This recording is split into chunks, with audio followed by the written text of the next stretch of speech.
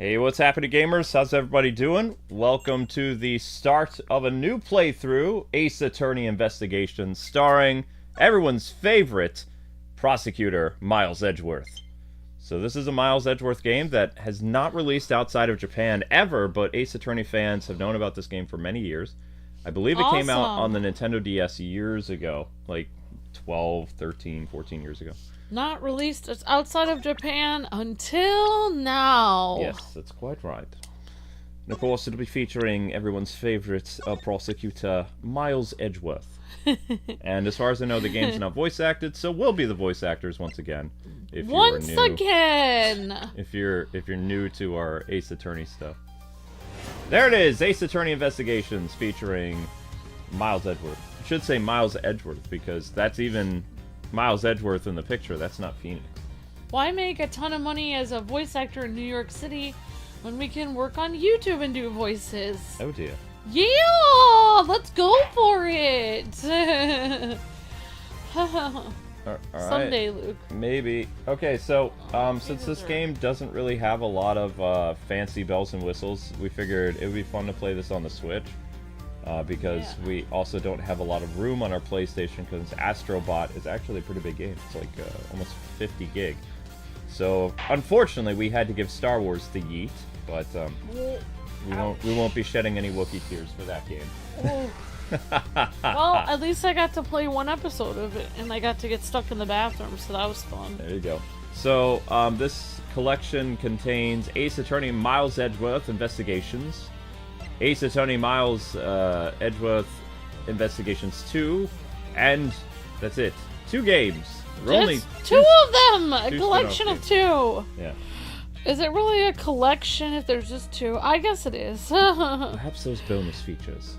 We shall see.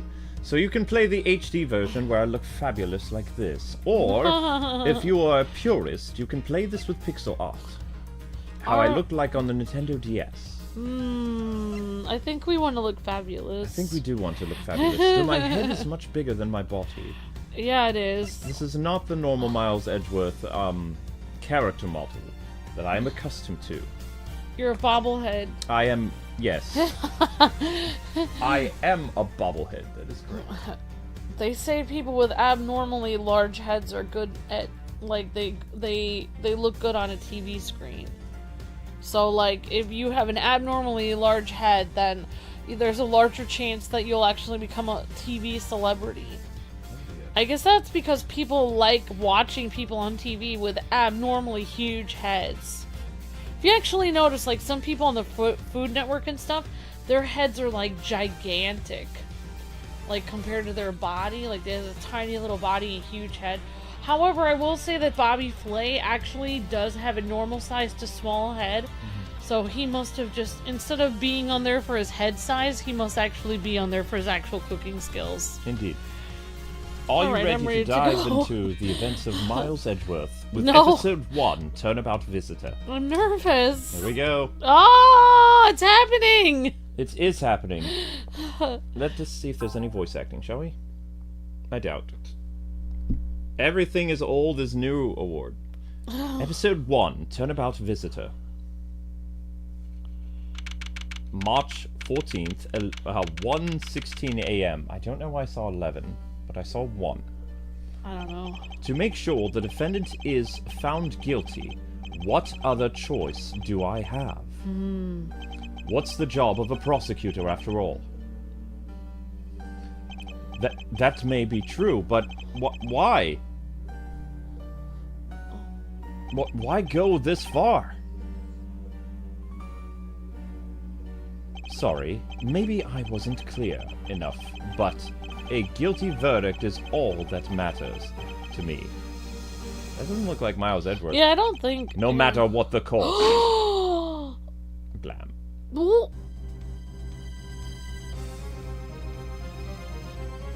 Oh, wait, that's not Miles! I am a prodigy among prosecutors. Always have been, always will be. I don't know who this guy is. Oh, yeah. March 14th, 2:05 a.m., Prosecutor's Building, 12th floor. Hallway. Because, you know, Oh, wait. It's edgy time, says Brand. Oh, he wasn't even here. It's hard to believe that I've always been away from my office for a whole month. I hope Detective Gumshoe has been keeping an eye on my office and keeping it clean. He's gonna walk in and find a murder. The door is unlocked. Detective Gumshoe? Whoa. What is this smell? It's very familiar. Blood. Oh no!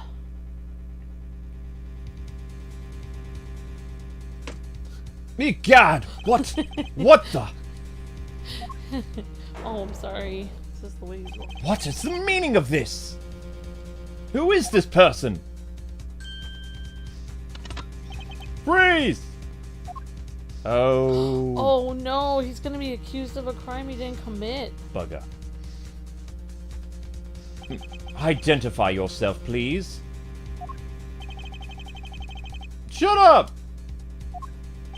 You've got some nerve committing murder in the prosecutor's office. Is that a threat? Let me make one thing very clear. What? No one gets away with committing murder in my office. No one.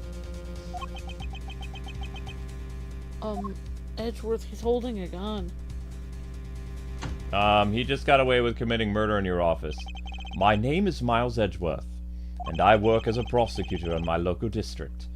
Little did I know that upon my return home after a month abroad, I would be thrust into a multitude of cases, and some very frantic and busy days would await me.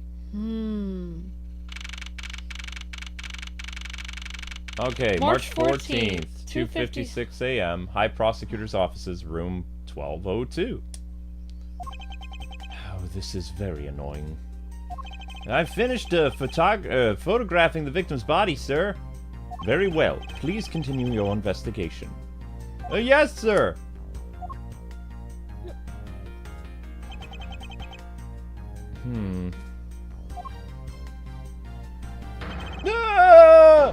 Mr. Edgeworth, sir. Are you okay, sir? Keep it down, detective. This is a crime scene, after all. When I heard that the murder had taken place in your office, I ran here straight away. Was that his voice? Yeah, unless you wanted to do it like Kronk. Was he Kronk or was he that guy? I think you've done it both ways. Oh. So I think you can choose. You can, like, test out what you think, like, somewhere in between, maybe, or... Was he Kronk or was he... I can't remember. I thought you made him Kronk. Does anyone remember if Luke made this guy sound like Kronk? It was too many years ago. I do not even remember. I guess I should have, like, studied up. Because Gumshoe wasn't the detective in Apollo Justice series. He was retired. Yeah. So it's been a while since we've talked to him. Kronk voice, says Timmy. Yes, it's Peter. He was not Kronk. Well... Okay, that works. So that means we can use Kronk for somebody else. Alright.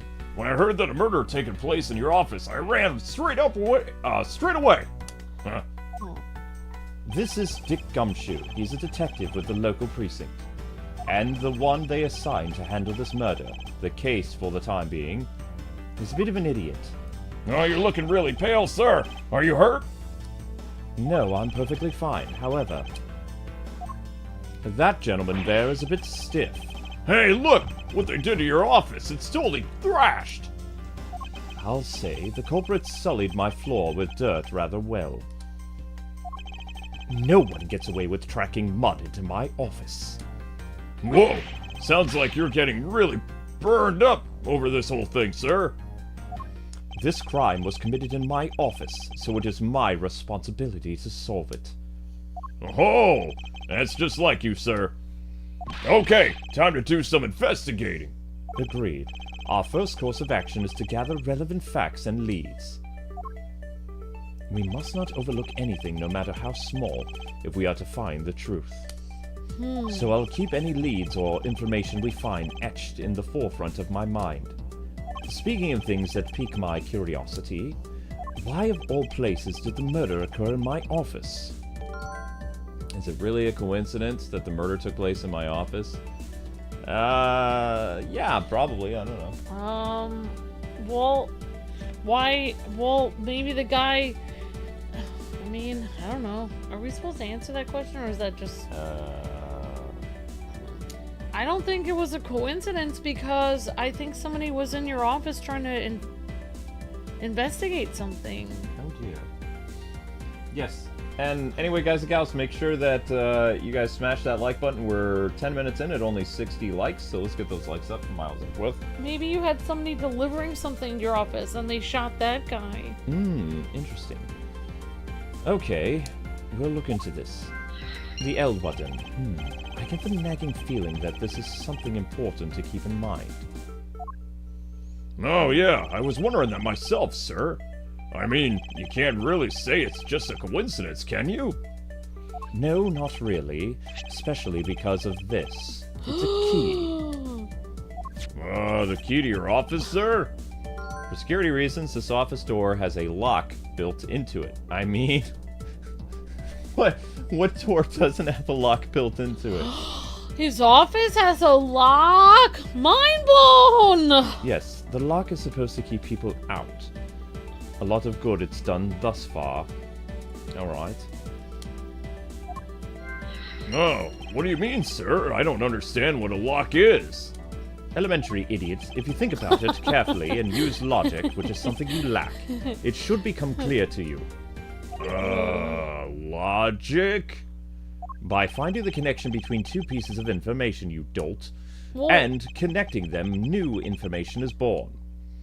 That is the end result of using logic. Logic? So how do you use it? First, I recall the information we've gathered with the L button, and then I connect them with the X. Oh. Now, to use L and recall the facts. Is it really coincidence that the murder took place in Edgy's office? Yes, I would say so. Maybe. Okay, the office key. For security reasons, this office door has a lock built into it. Connect the two pieces Connect like a puzzle. The dots. Okay. Time to connect the pieces. Oh. A bolt of brilliance. For security reasons, all prosecutor's doors are outfitted with locks. Whoa. Which means it would have been hard for the murderer of the victim to get in here. Ergo, it's impossible to dismiss the location of this crime as a mere coincidence. Oh! Yeah, that's exactly what I was thinking, sir. Is that smoke I smell? No, you weren't thinking properly at all. There must be a reason why someone infiltrated my room. What was the killer after? Why did they come into my office? Maybe they wanted your jacket. Perhaps. Are you really on the ball today, Mr. Edgeworth? That's some beautiful logic, sir. Yes, quite. When you follow leads to their conclusion, only the truth remains. However, if the information doesn't line up properly, I may stray far from the truth as well. But if I think carefully before piercing leads together, the logic should flow. Let's get started with our investigation, shall we? Yes, sir. Begin the investigation of my office that has been sullied with blood of this fool who entered without proper permission. That's what he gets. All right. The basis of any good investigation is to examine everything, sir. I know that, you dolt, and when I want to examine something, I simply use the A button when I'm next to it. Are you going to have me redo kindergarten as well while we're standing here, Gumshoe? I'd rather not. Painful memories, sir. If you ever feel lost and want to talk, just use the X button, okay? I'll give you great, precise advice as an ace investigator, sir. Ace investigator? Don't make me laugh. Something to try later if I have free time, I suppose. Right. Don't make me laugh. Oh dear. We appear to have lost connection to our computer on the other side. This gentleman is bringing a cold chill to my office. He's following you around, too. Stop following me around, Gumshoe. We're not partners, you and I. He's just following everywhere you go.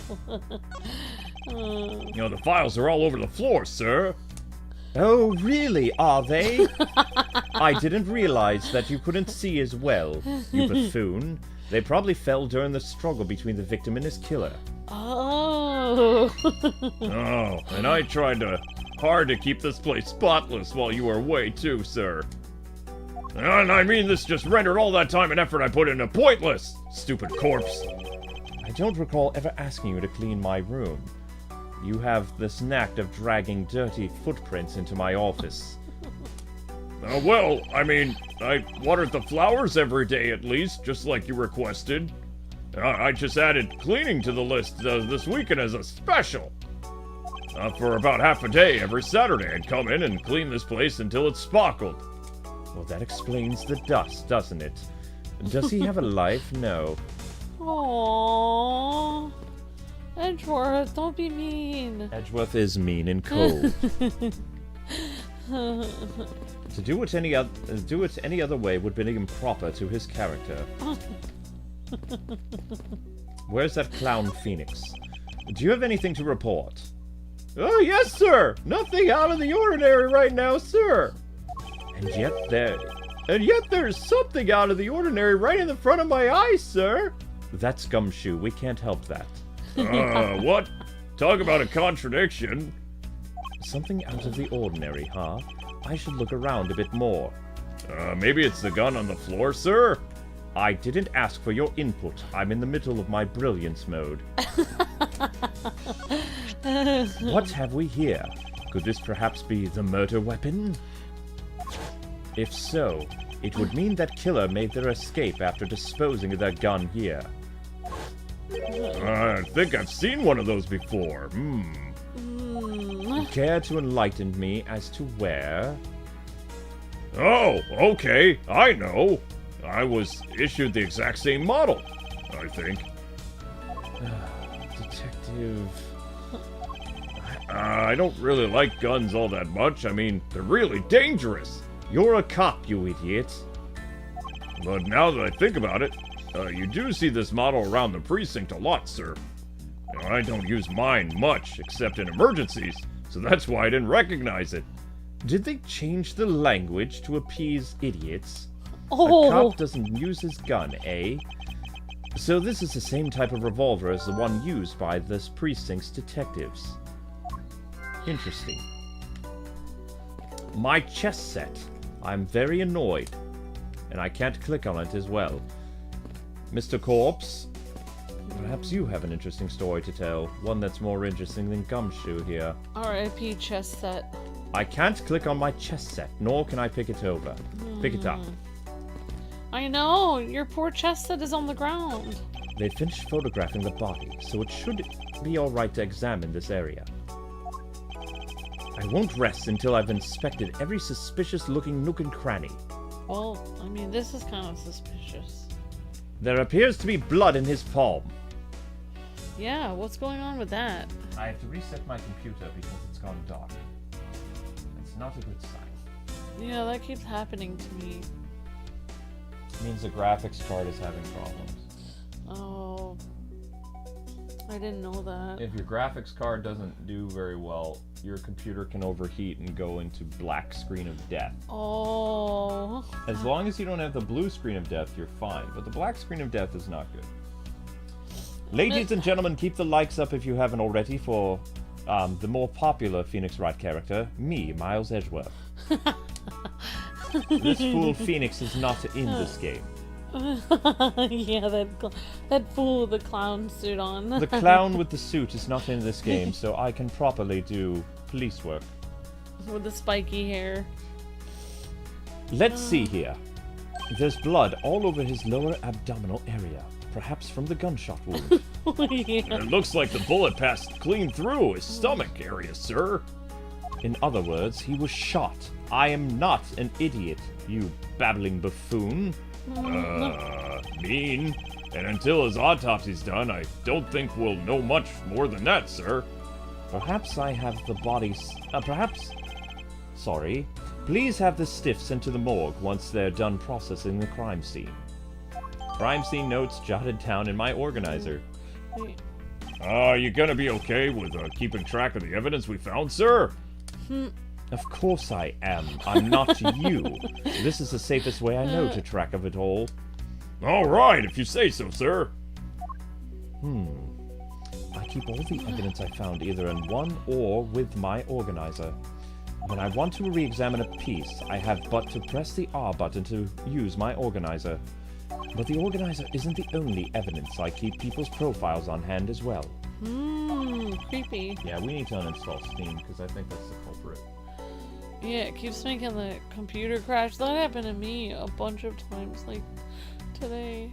Because Steam tries to update itself. Oh, Whoa. That was a lot of phantom windows that opened. Yeah, when I was trying to do write the totals of stuff, every time I'd look at the computer, it was randomly blank. And then I was like, hurry up, open up, I need to get this done. I need to get these totals done.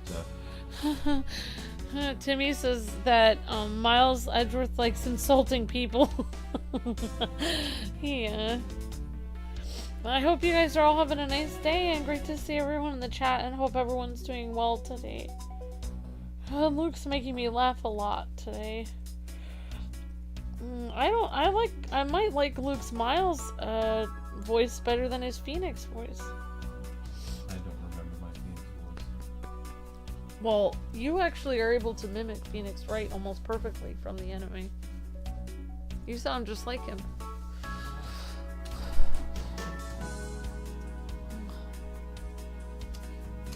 Okay. I like Miles' snarky look, like where he's just always, look at him, he looks like he just hates, he doesn't hate everyone, but he just thinks of himself as smarter than everybody else. Oh, that's funny. Well, this episode Gumshoe is dumber than It's like, oh, it's like, did you remember to do this, Miles? It's like, of course, I'm not you, you dolt. It's probably a good idea to make a habit of checking the facts often. Now, let us view his palm. Did we view his palm already? Let us see here. There's blood all over his lower... Oh, we've already done this. I don't want to talk to Gumshoe again. There's a phone on the floor. What do we have here? I think that's a cell phone, sir. You know what, Gumshoe? Do you want me to slap you? No, please. I accidentally tripped and fell today. It's a police badge, detective. I know it's a cell phone, but I'm looking at the police badge. Oh, hey! I have the exact same thing, actually. What a coinkydink, huh? Let's take a look inside. Mr. Body Faith. Oh, that looks very different than the body that's on the floor. It would appear that our victim was a detective, just like you. Not Buddy! He owed me $15. Oh. Well, I think you'll have problems collecting now, won't you? I seem to have gathered a few pieces of pertinent information. Now, to calmly use some logic and figure out if any of them are connected to each other. Okay, so that doesn't look like the dude at all. Calmly examine. So we use the R button. No, that's yes. What? You okay? Yeah. Autoplay. There are books. There's nothing for me to click here. The guy had a cool haircut, kind of. I suppose he did. It's all spiky and stuff. Now you called, sir? No, I didn't mean to. Go away. Oh, no. The killer's goal.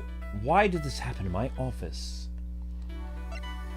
According to this badge and the ID, Buddy Faith was a precinct detective whom I've never met. The revolver. Signs of a struggle.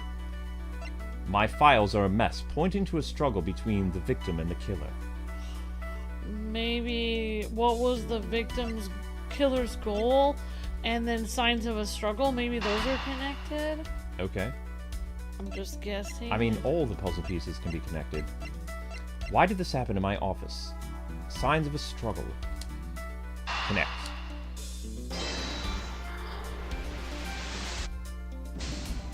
Oh no, I had a Gumshoe moment. The pieces don't fit together. Gumshoe, stop hovering. Darn it! Oh, whoops, that's my bad. They I don't thought that was connect. the right one. Oh my gosh. Well, this is gonna be interesting. Well, that was Amber's. Now we'll do mine. The victim was a detective. Found at the crime scene in its same model as loose used by precinct detectives. And then probably the victim was a detective. Oh yeah, maybe they took his revolver or something. Well. Let us try to connect them.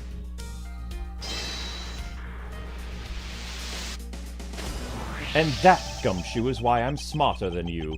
The revolver, the standard model used by detectives.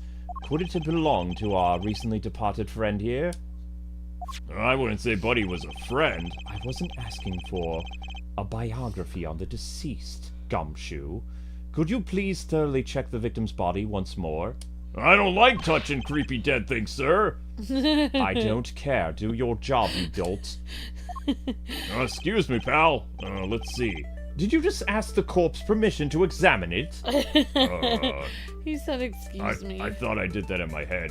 Anyway, what do we have here? Mr. Edgeworth, this guy's wearing a gun holster. Uh-oh. That's because he's a police officer, you idiot. So it appears that our killer somehow managed to take the victim's gun away from him. Victim's revolver data jotted down in his organizer. Let's see what else we can find about this revolver. As always say, you gotta look really carefully at each piece of evidence. You can use the R button to rotate it. There's no such thing as a bad angle. No, but there's such thing as an idiot police officer. Hurtful. You're meaner than my mom. Which, by the way, I need to call her. To zoom in, use L and R and get that nitty and gritty. There appears to be a horse here, making it very distinct. I don't have a horsey on my revolver. You never use it, because apparently you're a pacifist. Well, there's one bullet missing. It looks like one of the rounds was fired from this, as Phoenix would say. Link, get off your hind legs, you freak. Is there a way to blast that fool from here? No, I don't believe doing that will work. This, on the other hand, scamper away, fool! Oh my gosh. Oh. Oh dear, we're in the black screen again. Okay. Wow, so the killer killed Vic with just one shot, after the wrestling the gun away from him. Vic? Oh, you mean victim, I see. Cute. Sounds like the guy knew how to handle a gun, huh, Mr. Edgeworth? We have no proof for now, but that is a distinct possibility. I guess this is all about what we're going to find. We should send this body to the Jim! Oh.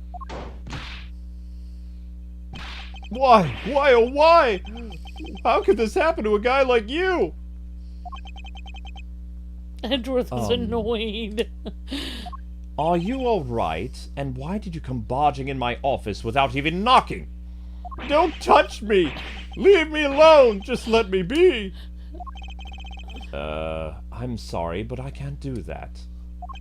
The investigation is still ongoing, so please refrain from touching the body. The body! The body! Don't talk to him like he's just some lump of flesh! Look at him. Jim looks like he's just turned in for the night. Oh my god. Turned in for the night all covered in blood, pal? Oh! Where are my manners? Oh my god. Aren't you that prosecutor? Why, yes, I am. Jacques Portsman, prosecutor. Jim here was my partner in crime busting. I'm Miles Edgeworth, and like you, I am also a prosecutor. A better one. Detective Gumshoe, I'm kind of his sidekick, sir. So you're Miles Edgeworth. I guess this is your office, then? Yes, that is correct. It has my name on the door. Is everyone in this game an absolute moron? Oh, then it was you! You're the one who killed Jim! Hey, don't go around jumping to conclusions, pal. Just calm down, okay? I will not. I know how things work around here. High prosecutor's office doors are locks built into them. And only the owner of the office has the key to this or her own office door. What? That is correct. That is how locks work. However, I was not the one who killed your partner. The gun did it. Oh yeah, there was a gun. Mr. Edgeworth has been overseas on business trip this whole time. I actually drove him back here. And the key to the door was with me the entire... Oh no. Yeah, so the only one who could have got in here was me. Gumshoe! Wait, that means... I'm not sure what that means. So it was you then! You're Jim's killer! Hey, no way! Oh my gosh. Wait, you've got it all wrong. Everyone calm down. You're sullying the intelligence of this room. Mr. Portsman, correct? If you're a real prosecutor, you should know to stay collected. The investigation was only just beginning. Isn't it too early to be drawing conclusions? Oh, alright. I get the point, I guess. You're right. My mistake. I tend to get a little too hot-headed sometimes. You sure are one cool customer, though, Mr. Edgeworth. It's my game. I've heard all the rumors about you. You're the great genius prosecutor. You're something of a legend, you know. Anyway, let's call a truce and work together, okay? Now, how about a handshake to seal the deal? I don't think so. Don't shake his hand. A pleasure to work with you, I suppose. You guys were conducting your investigation, right? Sorry for just barging in like that. Carry on then. It's your room after all. Thank you, I intend to. I just want a little more time to say goodbye to Jim. You there! Yes, sir!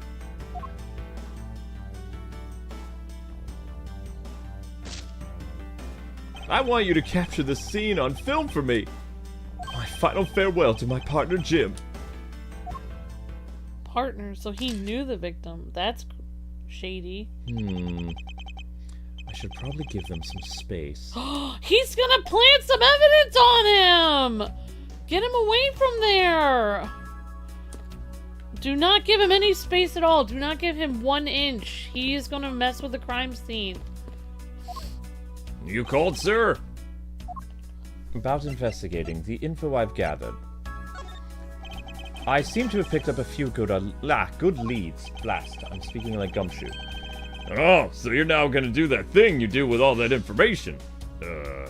What are you babbling about? Oh, your brainy thing you were talking about just a few minutes ago. Logic! You said that I could look at all your leads and info by pressing the L button. Whoops.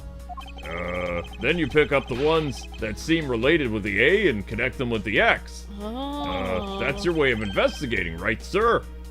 Yes, which is why this is exercise and explaining my own method to me was unnecessary. What is it you do again besides making my coffee? I make a very good cup of coffee, sir. Anyway, how about I explain my logic to you next? Please, don't do anything don't do anything more unnecessary than already you're doing. I think we haven't investigated everything in the room yet. What do you think we need to investigate, Amber? I think we need to look at that huge bullet hole in his painting, in this picture. Oh dear. Because it got shot with a bullet. His coat that's framed. He has his coat that's framed on the wall, like, which is kind of weird, but it was shot with a bullet. That's his father's coat, I think. Oh. Well, I mean, it has a huge bullet hole in it. Wouldn't we need to investigate that? Yeah, I'm just trying to write prosecutor. But I don't know how we... prosecutor... PR... Google can't even do it right. I think it's PROSE... C-U-T, and then like E. Let me look it up. Okay, there we go. I'm going to go investigate because I came up with the idea to look at this painting. Stupid game. I hope we can solve this case quickly. I'd like to return to relaxing on this sofa. I was actually pointing at the picture, but... Oh, that's called Joy-Con drift, sir. Oh, that thing looks a billion times softer than my mattress at home. Can I sit on it too? Just a little while, sir. No, Detective Gumshoe. You know I can't allow that. You smell so badly. Your BO would get etched into my beautiful sofa, and every time I took a nap, I would smell your putrid self. Oh. Well, you could have just said no.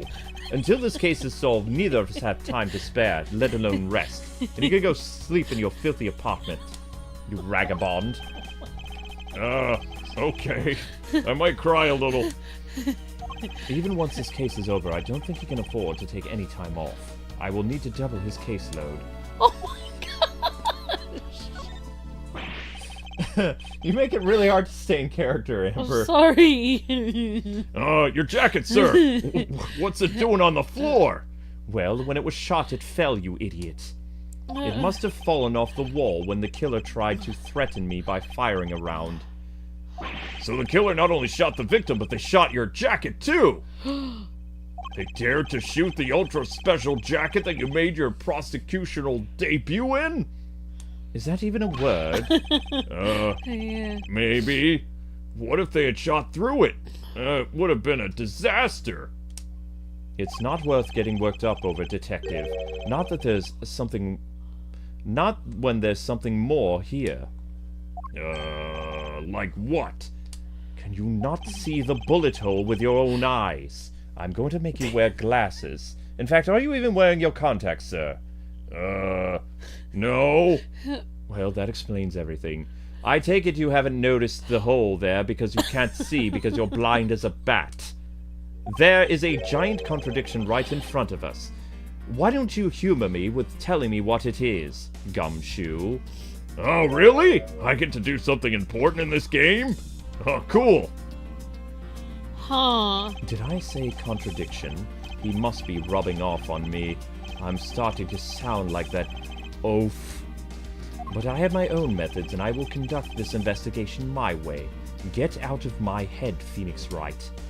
When the scene before me contradicts a piece of evidence or seems off, that's when my deductive skills come into play.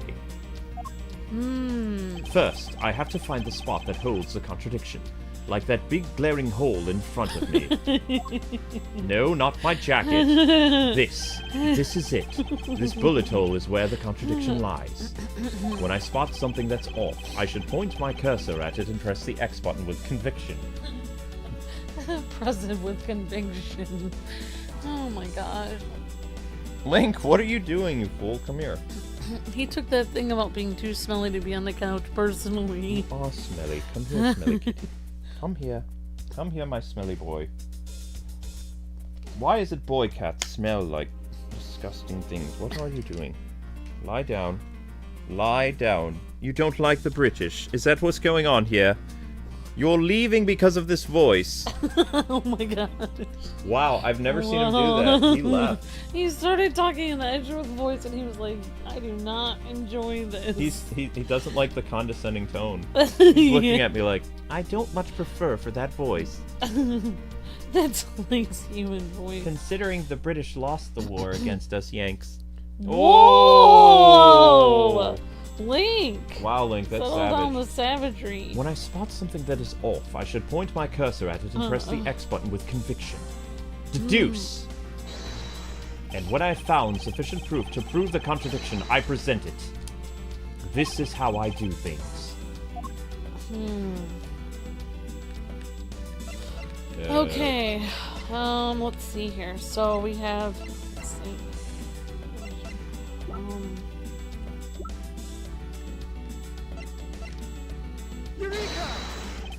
That was Miles Edgeworth's voice? Eureka! That sounded terrible. That doesn't sound like his voice at all. Capcom, hire me and I'll do it for cheap. I know, right?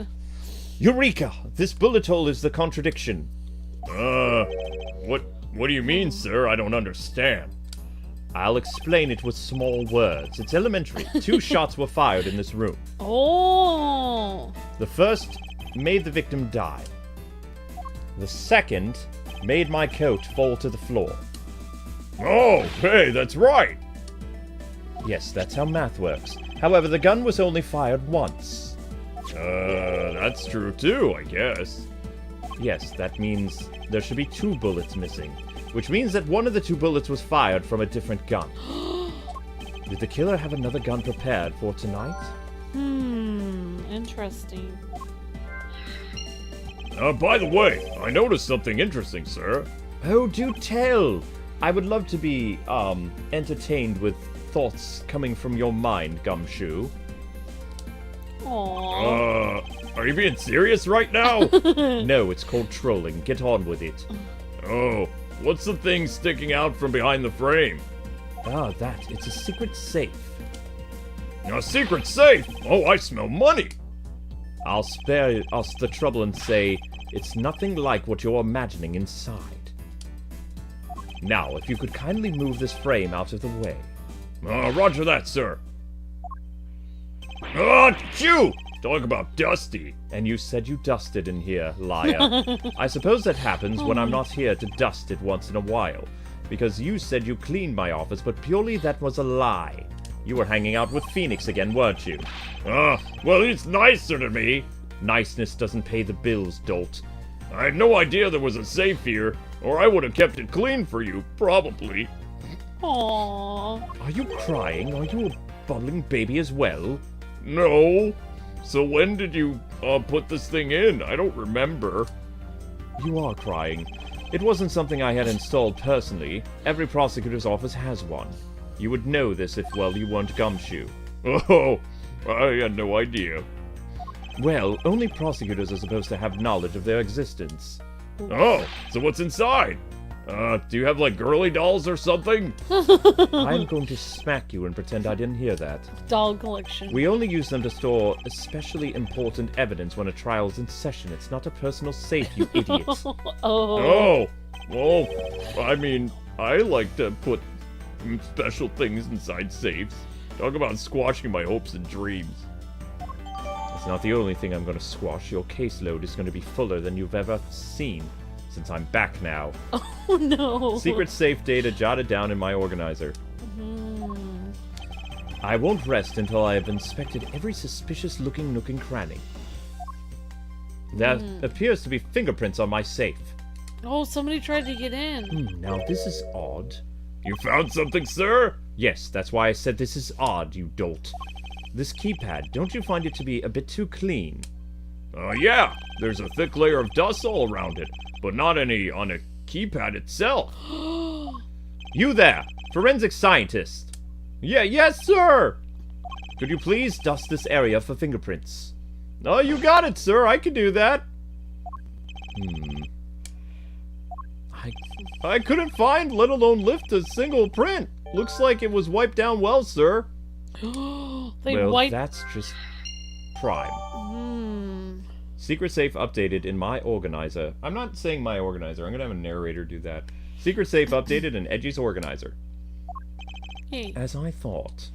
It appears that logic is the only way around this setback. Unfortunately for our detective friend here, he lacks that in spades. Time to rationally and calmly play connect the dots with the information we have.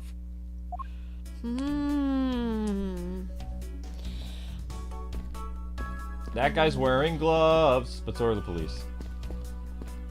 Alright, well, let's see. Mr. Portsman, a word if I may. Jim, I swear I'll find your killer and bring them to justice. You wait and see. It'll be for both of us. Now then, you wanted to talk to me about something? No, that's all right. I feel like I'm interrupting their conversation. All right, Amber, what would you like me to try? I think he said we found new evidence, so I think we have logic. How do we do the logic thing again? I think we should do logic again. Like, Want to do logic? I think we have more evidence because, let's see. Well, remember the last time when we were investigating, one of the key points of evidence was that there was a sign of a struggle? Yes. So maybe they were struggling over the safe? Maybe they were both trying to unlock the safe? It's time for a bolt of brilliance. The killer's goal. Why did this happen in my office? So, Wiped fingerprints. yeah, maybe that. Signs of a struggle. So maybe the wiped fingerprints because it's like they were trying to get the safe open, maybe. Alright. Okay. I don't know, this is just my And then you opinion. want to try signs of a struggle. Okay. Yes, Well, you were wrong last time, so... I know. Okay, let's see if Fortune smiles on Ambi. Okay. Connect!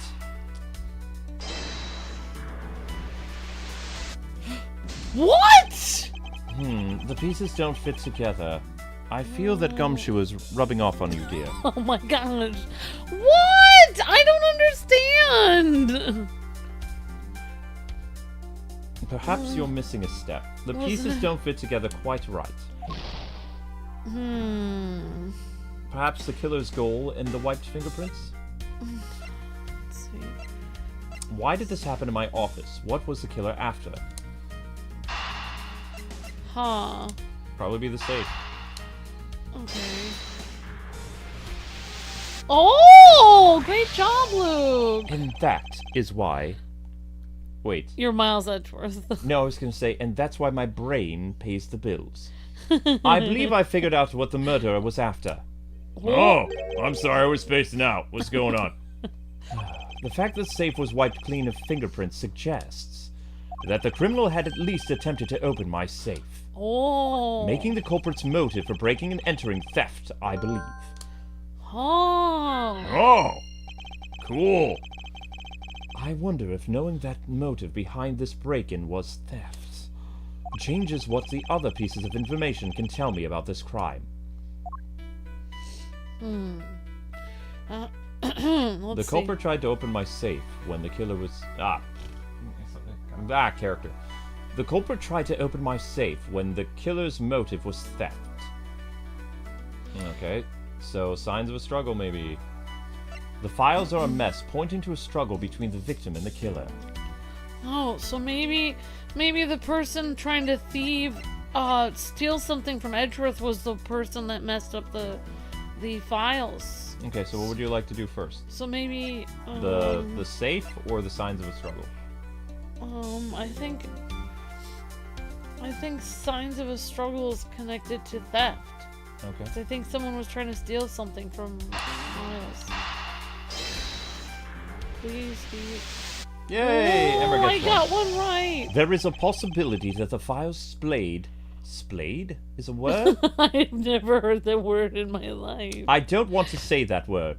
There's a possibility that the files sprawled all over the floor are not the result of a struggle between the victim and his killer. Oh. Ah, what? You mean it could be like from when the killer tried to find something, sir? Precisely. We need to figure out if any of the other files have been stolen. Oh, okay. I'm gonna shelve files like you've never seen before, even at a library. Sure. Let's give it a try, then. Please don't get your grubby fingerprints over everything, though.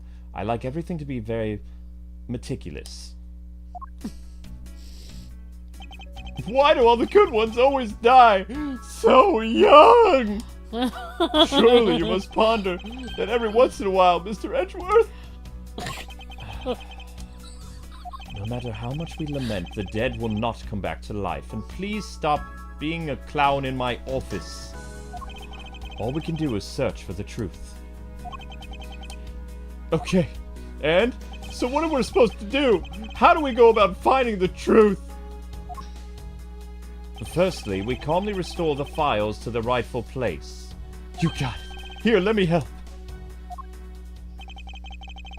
So this file goes here, and this book goes there. You sure know a lot about where things go, despite it being Mr. Edgeworth's office. Because I'm the one who keeps it tidy, pal. Okay, we're done. Ugh. Oh. It would appear that the murder was definitely committed here. Oh. No, the bloodstains on the bookshelf are still fresh. I suspect that the victim was killed in a standing position, hence the prints on the shelf. And the guy fell on the floor, right? The blood on the floor is kind of grossing me out. Detective, I don't have the time to deal with your weak stomach right now. Oh, you know I'm not good with blood, sir. You're not good with most things. I'm certain there's something wrong with this picture. Probably the blood.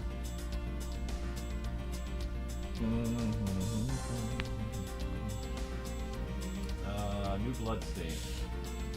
Let's see. Well, there is something weird, like, right... What do you see, Ambi? Oh, a bullet hole on the floor. Okay. Good eye. Oh, so this is a bullet lodged itself after it went through the victim, huh? For the bullet to be lodged so squarely in a filed spine, whoops. Sorry, let me do that again. I had a burp coming up. Too much air doing this British voice. Alright. No, I can't drink that. I don't like water. I like juice. Oh, do you want me to get you some Preferably from a juice box. It's more civilized. juice box? A juice box, that's what I said, yes. Shaken, not stirred. For the bullet to be lodged so squarely in a file's spine indicates that the files were ransacked after the shooting had occurred. Oh. And then I guess the victim was moved because he was in the killer's way? Wow, he moved him after he killed him? Creepy. Well, I mean, wait, how was he leaning when he got shot, though? He got shot in the spine. You think it'd be up higher, or the abdomen area. Alright, so I guess we'll examine the blood now. Ooh. It appears that the victim was sitting position here after being shot. Oh, so that's why the seat of the victim's pants were blood on it. That would be the logical conclusion, yes. But... that doesn't make any sense because... The victim's handprints? Because the handprints are up there, like he was standing. He must have tried to support himself with his hands after being shot. There are prints on the floor, too. Yeah. Those must have been made when, unable to stay standing, he dropped to the floor. Weird. You want us to look at the body again? The killer moved the body because it was leaning against the bookshelf. The blood on this guy's pants proves that pretty well. In a sense, I suppose. See? I'm not completely useless, Mr. Edgeworth. Don't break your arm patting yourself on the back. Oh, wow. But it looks like... Anything else for us to click on? Maybe we have to deduce the bullet. Yeah, I think we do need to deduce the bullet. So this is a spot somehow connected to any of the evidence I hold. Probably the gun. What does it... Let's see. I think it contradicts that. Bullet went clean through the victim's abdomen because it looks like he was standing at the time. So that's what I think. I don't want to hear myself say Eureka like that. There's clearly a contradiction here with this bullet hole. I sound ridiculous. Eureka! As it's not how Miles Edgeworth sounds. He's more refined. It's not some type of Eureka! Yeah. He should say Eureka. Eureka. There's clearly a contradiction with this bullet hole. What do you mean, sir? You don't see it? Quite simply, the bullet hole itself is too low. If the victim was shot in the stomach, the hole should be much higher. Oh, but what if the guy was shot while he was sitting or lying down? What? That would be illogical. The victim leaned against his shelf before being shot, which suggests that he was standing when he was shot. Oh, I like how you say that word, shot. Don't try to do it, please. Stick to your American accent. Wait, what does that mean? It means that I'm more intelligent than you. It means you need to use your brain every once in a while instead of mine, detective. In any case, it means someone made a faulty assumption. And it was from this mistake that our current contradiction was born. What is the faulty assumption that caused this problem with the bullet hole's position? Well, we know that the position of the handprints are correct because it'd be hard to fake that. The position of the body is correct because he's lying on the floor. You can see that. Order of the files. Yeah, I think maybe somebody... Oh, what if the files were further up and then they shot him when he was standing and then they moved it down to make it look like he was sitting? Yeah, because because files on the bottom. there's no blood on the lower shelf. Yeah, you're right, Luke. The files could have been further up. That's what I think. Yep. I believe the order of the files is a bit off. You mean I put them back in the wrong order just now? Hey, actually, I think the labels on the files are wrong, sir. Oh? Yeah, you see here how the files that were shot being with the number 0? What are those doing all the way down there after 1, 2, and 3? That's really weird. It's also very weird that you know your numbers. Actually, the way they were organized now is the correct order. They're exactly as I see them in my mind's eye.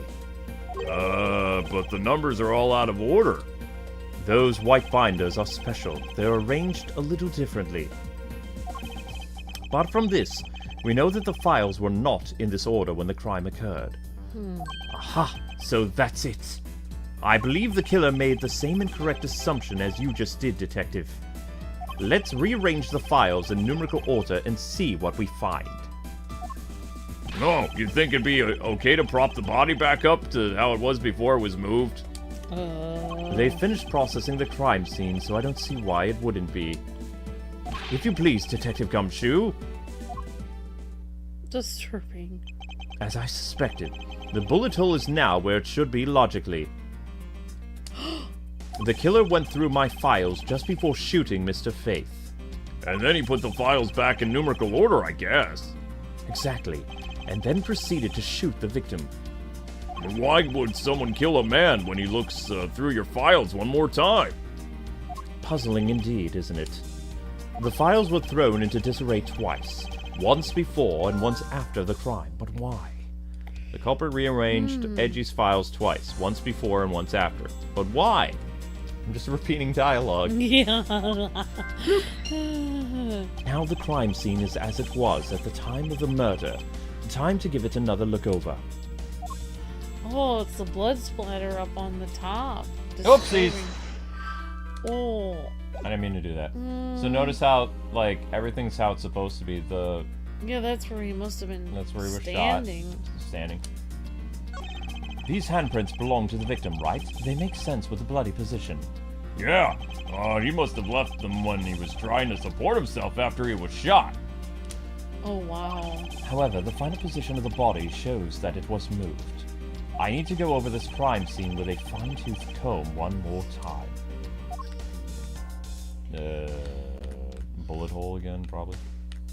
Yeah, I guess so. Ah! Or- See, this was made for the DS originally, so... Either DS or 3DS. As I suspected, the bullet hole is now where it should be logically.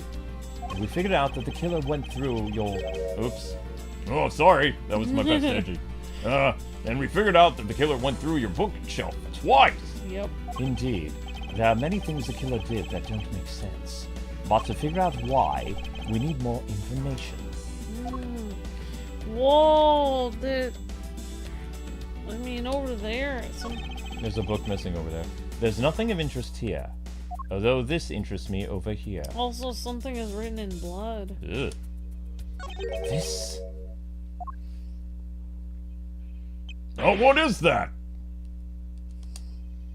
Why does it say Gumshoe there in blood? Oh. I'd say that's some incredibly incriminating evidence. Yes. Indicative of a criminal activity indeed. No, wait, there's gotta be some mistake. I picked you up from the airport. Mr. Edgeworth, sir, help me, say something. It appears that one of my files was stolen. Is that all, sir? What about me and my situation? Ask me if I care. Is that what the killer was really after? He doesn't care that Gumshoe was written in blood. Stolen file data jotted down in Edgy's organizer. Wow. Investigation complete. Wow. Looks like Jim was able to leave us the name of his killer in the end. What? And this most important message managed to reach us. I'm telling you, it wasn't me! You can't be terribly pleased to hear that your beloved partner is the guilty party.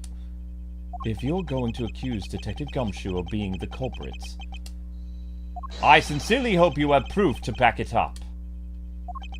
Jim's words there are more than enough, wouldn't you say? If that's how you want to play it, then at least allow me to understand your reasoning. You got it! I don't like this one bit. There's something strange about this man's attitude and his hair. And there must be some kind of flaw to his logic, waiting for me to dig out. Well, Mr. Edgeworth, what are we gonna do? What I always do in court, I'm going to cross-examine him. One way or another, I'll expose the flaw in his logic with this technique. Oh, how are you gonna do that? Can you explain it to me, sir? If I did that, we'd be here all day. Maybe some other time. Fine. Alright, first, I'll listen to the witness's testimony. If I find a flaw in the testimony, something that contradicts the evidence, I open my organizer with R and present the piece with contradictory evidence. To present something, I simply use X, but that's old news. But it's not like he's gonna be a flaw in their testimony every time, right? Correct. And at those times, I need to press the witness with L. Sometimes by pressing, I can draw out new information and new or modified testimony. Oh, I think I get it, sir. I'll be sure to try this technique out during investigations, too. Very well. I'll show you how it's done. Now watch carefully, a master at work. Oh my goodness. Okay, so this is cross-examination. This guy doesn't look serious at all. He's even got his, like, sport jacket, and it looks like he's more interested in, like, performing sporting feats than being a prosecutor. Looks like he just came back from racquetball practice or something. Tutorial for dummies. Okay, here we go. Mr. Portman's logic. Okay. Detective Gumshoe, you stole Jim's gun from him and shot him dead. Furthermore, you messed up the files to make it look like you had committed the theft instead. That's when you moved Jim's body and was sitting in the front of the bookshelf! But thanks to that, you noticed the body letters this body was hiding. You noticed the bloody letters. And it will be this final words that you will be brought to justice. Oh, wow. You intend to argue that the victim's dying message points to his killer. I can hear Jim's voice and he's calling for his killer's arrest! Are you sure you're not mishearing his words, Mr. Portsman? There is no way Detective Gumshoe is the culprit here, considering he brought me back from the airport. I will find the flaw in this man's logic and expose it with credible evidence. Well, for one, we know that Gumshoe never saw his name on there before because he just reacted to it now. Yeah. So if he would have seen that, he probably would have messed it up, like put more blood all over it, or like somehow covered it up. He was over by the body. He could easily. We know this is a killer. If Gumshoe really killed the person, then he would have covered his name. Why would he just steal a file from his name? And because the killer stole a file, I think.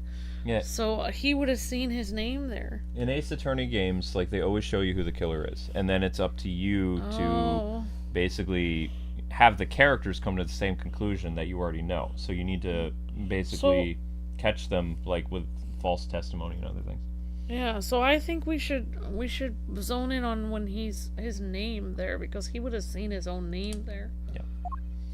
Detective Gumshoe, you stole Jim's gun from him and shot him dead. No. Hold it. You know there's something I've been meaning to ask. What is it? Why do you call the victim Jim, when clearly his name is Buddy Fate? Isn't it obvious Jim is the perfect name for my companion? What? Jacques and Jim, Don't those two names go together like peanut butter and jelly? Well, Jim isn't even close to the guy's real name. Well, Jacques and Buddy just sounds off somehow. Besides, he was the third of a bunch of guys I decided to nickname Jim. He talks about the victim like he was his pet. It's weird. Furthermore, you messed up the files to make it look like you had committed the theft itself. Hold it! Do you really think it was necessary to shelve my shelves twice to do that? That's true. Okay, then maybe this real intent was theft. Hey, are you accusing me of stealing something from Mr. Edgeworth? It's a possibility. Maybe your salary's been cut so much that life is getting a little too rough to handle. Wow. I'll have you know that I eat 3 square meals every day, pal. Okay, so all 3 of them happen to be in instant noodles, but... Oh no. Poor thing. What an evil prosecutor you are paired up with. And what a motive. No. That's when Jim moved the body sitting in the thing. Hold it! And why would Detective Gumshoe do such a thing? Because the body was getting in his way. He had to mess up your bookshelf somehow, right? Anyway. But thanks to that, you didn't notice the bloody letters. Hold it! Hold it there. Why do you think that the killer didn't notice the bloody letters? Huh? The body was covering it well, wouldn't you say? That's how he missed it. But judging by that I've seen, it doesn't take much for your detective to miss something. Hey, who do you think you are? You know nothing about me, pal. That was mean. There's a lot a person can understand about another from their first impressions alone. I can't say I disagree with him on that point. Oh my gosh. Why don't you say something, sir? Not you, too. Oh, be quiet, you buffoon. You're innocent. Despite his lack of attention to detail, I don't believe the detective to be the culprit.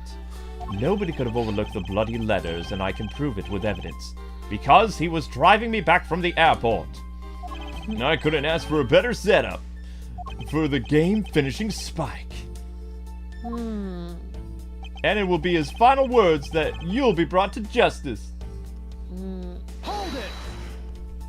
Are you saying that those letters were intended for you? Yup, Jim was an outstanding detective. I would expect no less from my former partner. It looks like Mr. Portsman still doesn't understand. He has yet to figure out the true meaning behind the bloody letters. What are you spouting over there? Can't you just admit my logic is perfectly sound? Actually, there's a gigantic flaw in his logic. A gap so wide that even the good detective could spot it.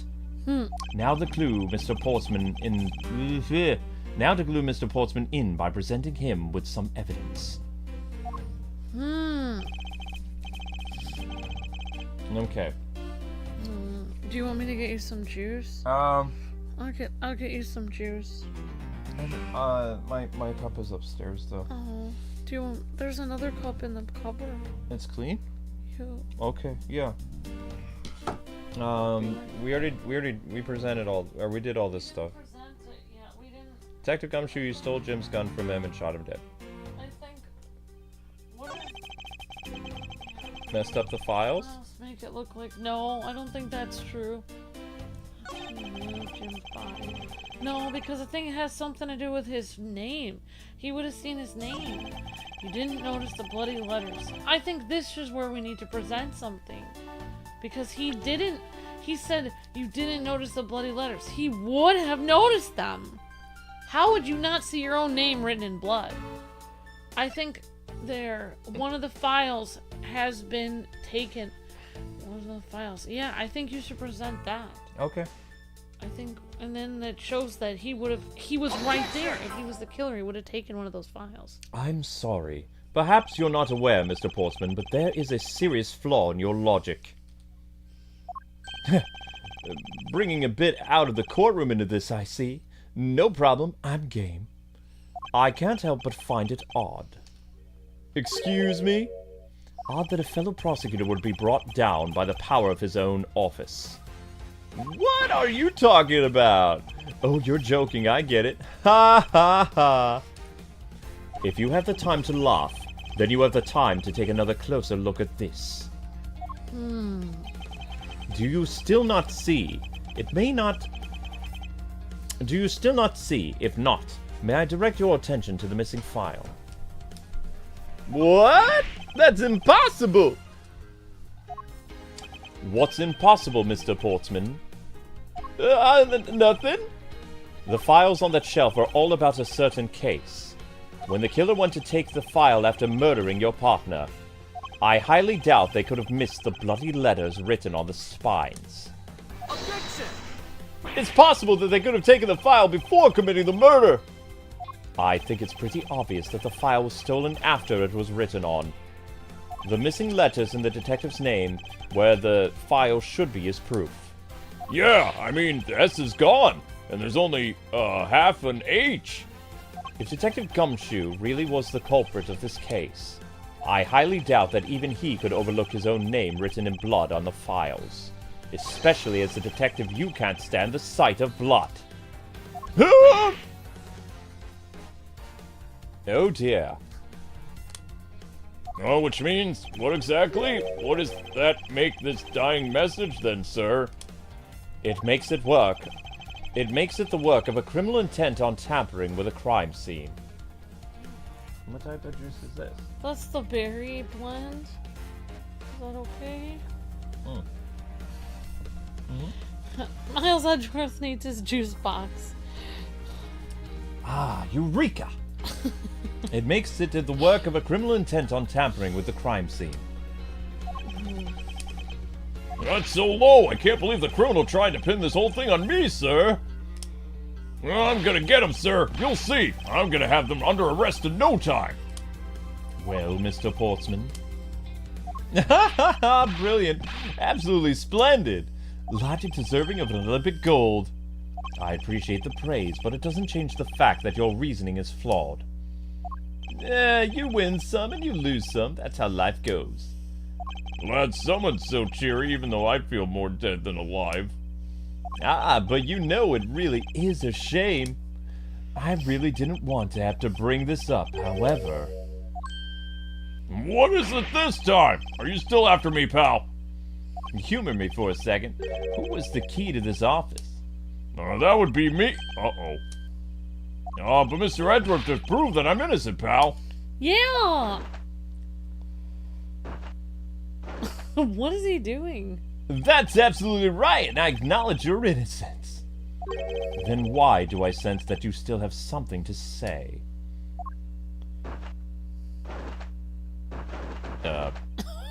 Well, I was thinking, did you know there is one other person with a key to this office? One other person. Hey, you there! Yes, sir, what is it? Would you kindly fetch and escort that lovely young lady here for me? A lady? The girl is a member of this building's security. I think of her as a material witness. Security? Did you say security? No, stop it, pal. Don't! What's wrong with him all of a sudden? Oh, I think... Oh. I believe she needs no introduction.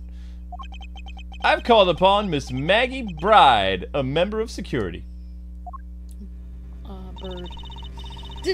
Detective Gumshoe, sir. No, Maggy. Oh wait, maybe I'm older. I think Maggie's been in a previous game. Yeah. Miss Bird? Miss Bird. Miss Bird is the security guard on watch tonight. I see, and your point is? My point is that she could very well have used it. What? And by it, I mean the master key which can open all the office doors in this building. Oh, wow. What? What? If you're not the guilty party, Detective Gumshoe, then the only other person with access to this room is Miss Bird. Wow. How dare you? I would never sneak into someone's room. That's right. I refuse to believe that Maggie's the real culprit, pal. It was me. That's right. I did it. He likes her. Can we take that as a confession, Detective? Well, it wasn't really me, but it definitely wasn't Maggie. So yeah, it was me. If If it was, you'd have no problems with that, right? Please refrain from flying off the handle, Detective. There's no need for such theatrics. Isn't Maggie his girlfriend? Maybe? I don't know. I can look it up. I can look it up. Okay, Maggy Bird is Maggy Bird. Listen to your boss, Detective. He understands what I'm saying here. That girl is the only one who could have committed the crime, and for one simple reason. Reason for suspicion. This is the argument. Oh, Gumshoe's in love with Maggie, okay. He has a crush on her. It's pretty obvious that Miss Bird snuck into your room using the master key. I mean, if Detective Gumshoe isn't the only one who opened the door, then that leaves only Miss Bird as our prime suspect. On top of which, she knows our good detective, doesn't she? Making it all the more probable that she was the one who faked the dying message. Why would she do that to Detective Gumshoe? So you're saying she used the master key? Master key jotted down in Edgy's organizer. Incredibly incriminating evidence, wouldn't you say? That's what you claimed about the evidence earlier as well. That was then, this is now, baby. The flow of a good match always changes during a rally. It's all about your reflexes and reaction time, especially for an athlete like me. I wonder if there's anyone else other than Miss Bird who could have used the master key. How did he know about the master key if he doesn't work security? How would he even know it exists? Why would he know what kind of keys they use? Yep. It seems that the only ones... sorry, tongue-tied. It seems that the only way to get Mr. Portsman to give me more details is to press him. Reason for suspicion, the rebuttal. Alright. Yeah, because he's the one... It's normal for a security team to know and use, like, certain keys. It's not normal for someone who doesn't even work security to know all about their secret keys. That doesn't make any sense. He doesn't even work security. He shouldn't even know about that because, look at... Edgeworth really didn't even know very much about the master key. And he works here. That's true. This guy's incredibly... Well, I mean, I think we saw him at the cutscene, but he's sus. He is incredibly sus. So... Alright, let's go. It's pretty obvious that Miss Bird snuck into your room using the master key. That's interesting that he knows there's only one or something. Are you sure Miss Bird is the only member of security who could have used the master key? There's only one person on staff at the time of night, and tonight she's it. Isn't that right, Miss Bird? That's, true, but I wasn't able to use the master key at the time of the crime, sir! Wasn't able to use? What's that supposed to mean? Yeah, moving on. I hate to get sidetracked by something unrelated. What do you mean unrelated? I want to hear what she has to say, pal. But you can't really trust her not to tell lies. Plus, I hate wasting time. I should hear Miss Bird out. Ask for more details, yes. Yes, I want to hear what she has to say.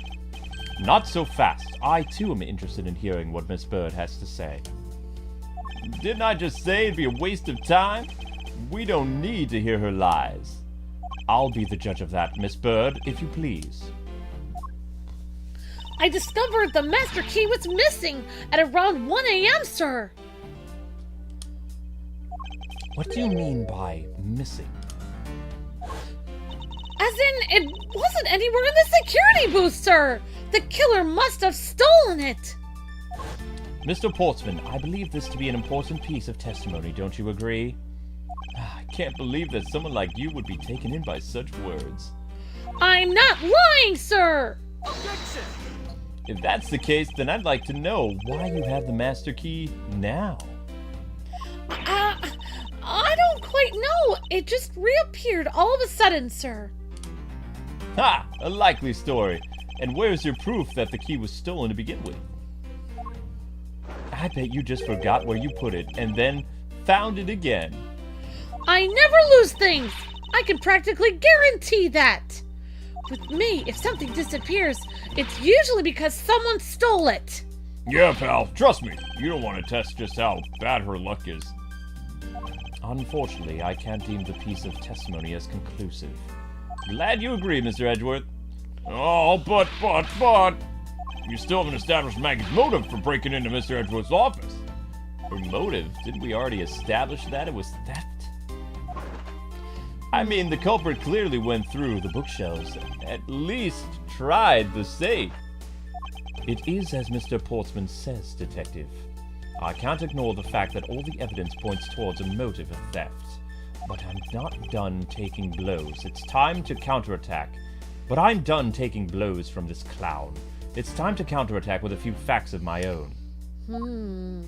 But how would she know about the safe if Gumshoe didn't even know about it? Didn't Miles say only prosecutors know about that safe? Right. Interesting. He said it's a secret safe that only prosecutors have. This guy is a prosecutor. Yep. Maybe do you see what I'm saying this is? I don't know what to do, Luke. It doesn't make any sense. I don't know what to do, Luke. I don't know what to do. We were at 17, then we were at 13, and now we're below. I don't know what to do. I don't know what to do. It doesn't make any sense. Like somebody's doing some type of tampering. Her intent, from the messed up shelves to the wiped down safe. I'd say thievery. Oops. No, I didn't want to do that. Hold it! I concur that the culprit's motive appears to have been thievery, however. Glad to hear that the great Miles Edgeworth is in agreement with little old me. However, With regard to the investigation of the bookshelves in the safe. hey, good thinking asking for my opinion on the matter. Never mind. Would it be too much for you to allow me to complete a full sentence, you dolt? Name calling is so juvenile. I mean, if Detective Gumshoe isn't the one who opened the door... Hold it! Hold it right there. I thought we had established Detective Gumshoe's innocence pretty thoroughly. It was just a theory. One hypothesis among the many possibilities. I mean, I had my doubts about Miss Bride from the very beginning. If that's the case, then why didn't you mention her first? Now, don't make that face, see? There goes the truth running the other way. Let's pick up the pace and see if we can catch up to it together. I don't think you're catching my drift. Ah, but we're in agreement that the detective isn't the killer, right? If so, then I hope you'll understand when I say that since she is the only one who could have opened your office door, that leaves only Miss Bird as a prime suspect. Hold it! Don't you think it's a bit too early to be jumping to conclusions? Are you saying there's another way to open the door other than with the master key? Oh, I get it. Perhaps you had a spare made for someone else. I'll have you know I have never made a spare. So what are you insinuating? Nothing. I guess I should have known better than to suggest that someone like you would. What? On top of which, she knows our good detective, doesn't she? Hold it! Is there anyone in the district who hasn't had at least heard of Detective Gumshoe? Good point. He's practically a celebrity among us prosecutors. Really? Oh, I never knew I was so talked about. No, it's not good, Gumshoe. We're holding our collective breath, you know? For when you screw up so badly that you're literally chased off the force. Wait, what? Is this true, Mr. Edgeworth? Of course not. That's hogwash. Oh, those rumors have gotten out of hand. Oh, don't scare me like that, sir. I almost had a heart attack there. Making it all the more probable that she was the one who faked the dying message. By dying message, you mean the bloody letters that spell out Gumshoe? I figured that whoever wrote this name must have wanted to frame him. And just the act of choosing his name is proof enough that the two knew each other so very well. Mr. Edgeworth, what are you waiting for? Hurry up and present some evidence. I would love to. But first, we should listen a bit more and digest what he's saying. And press him for more information. Pretty obvious that Miss Bride snuck into your room using the master key. Okay, so I'm pretty sure we pressed him on everything.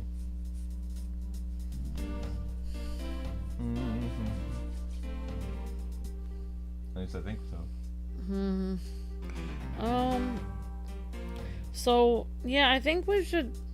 Didn't last time we pressed on this statement, then they talked about, the thievery, like, that she could, like, didn't last time we pressed on this, then they went into this whole discussion about, like, that the motive for, like, breaking in would be to steal stuff, and then they talked about the safe. So I think we should press this again, I think. Press what statement? Just this first statement. I think that's the one we have to press. Okay. Hold it! Are you sure Miss Bird is the only member of the security who could have possibly used the master key? There's only one person on staff at time of night, and tonight she's it. Isn't that right, Miss Bird? That's true, but I wasn't able to use the master key at the time of the crime, sir. Wasn't able to? What's that supposed to mean? I discovered that the master key was missing at around 1 a.m., sir. What do you mean by missing? As in, it wasn't anywhere in the security booth, sir. The killer must have stolen it. Objection! Likely story. And here, where is your proof that the key was stolen to begin with? I bet you just forgot where you put it and then found it again. What do you know, pal? Besides, Maggie doesn't have any reason to want to sneak into Mr. Edgeworth's office. You mean her motive? Didn't we already establish that it was theft? I mean, the culprit clearly went through the bookshelves and at least tried the safe. Wait a Which is second. as Mr. Portsman says, Detective. I can't ignore the fact that all the evidence points towards a motive of theft. But I'm done taking blows. It's time to counterattack with facts of my own. I think you should press...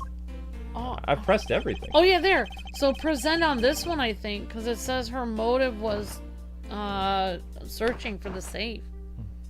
1 sec. That was painful. Surge of electricity in my back. I hope you're okay. Yeah, this is the one I think we need to press on, because I think we should present the picture of the safe. Because he said she at least tried the safe. Which is impossible because she's not a prosecutor. She wouldn't know it's there. Okay, so you want me to present the safe? Yeah. This? Yes. I'm gonna write this down.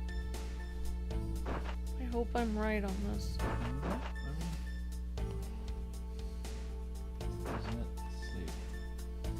Okay. Because there's no way she could have known. Because Gumshoe didn't even know it was there. I don't think she would have known. And the fact that the prints were wiped off of the safe proves that whoever killed the person wiped the prints off the safe, which means the person who killed the person tried the safe, which means they would have had to know it's there, and she couldn't have known it was there. Right.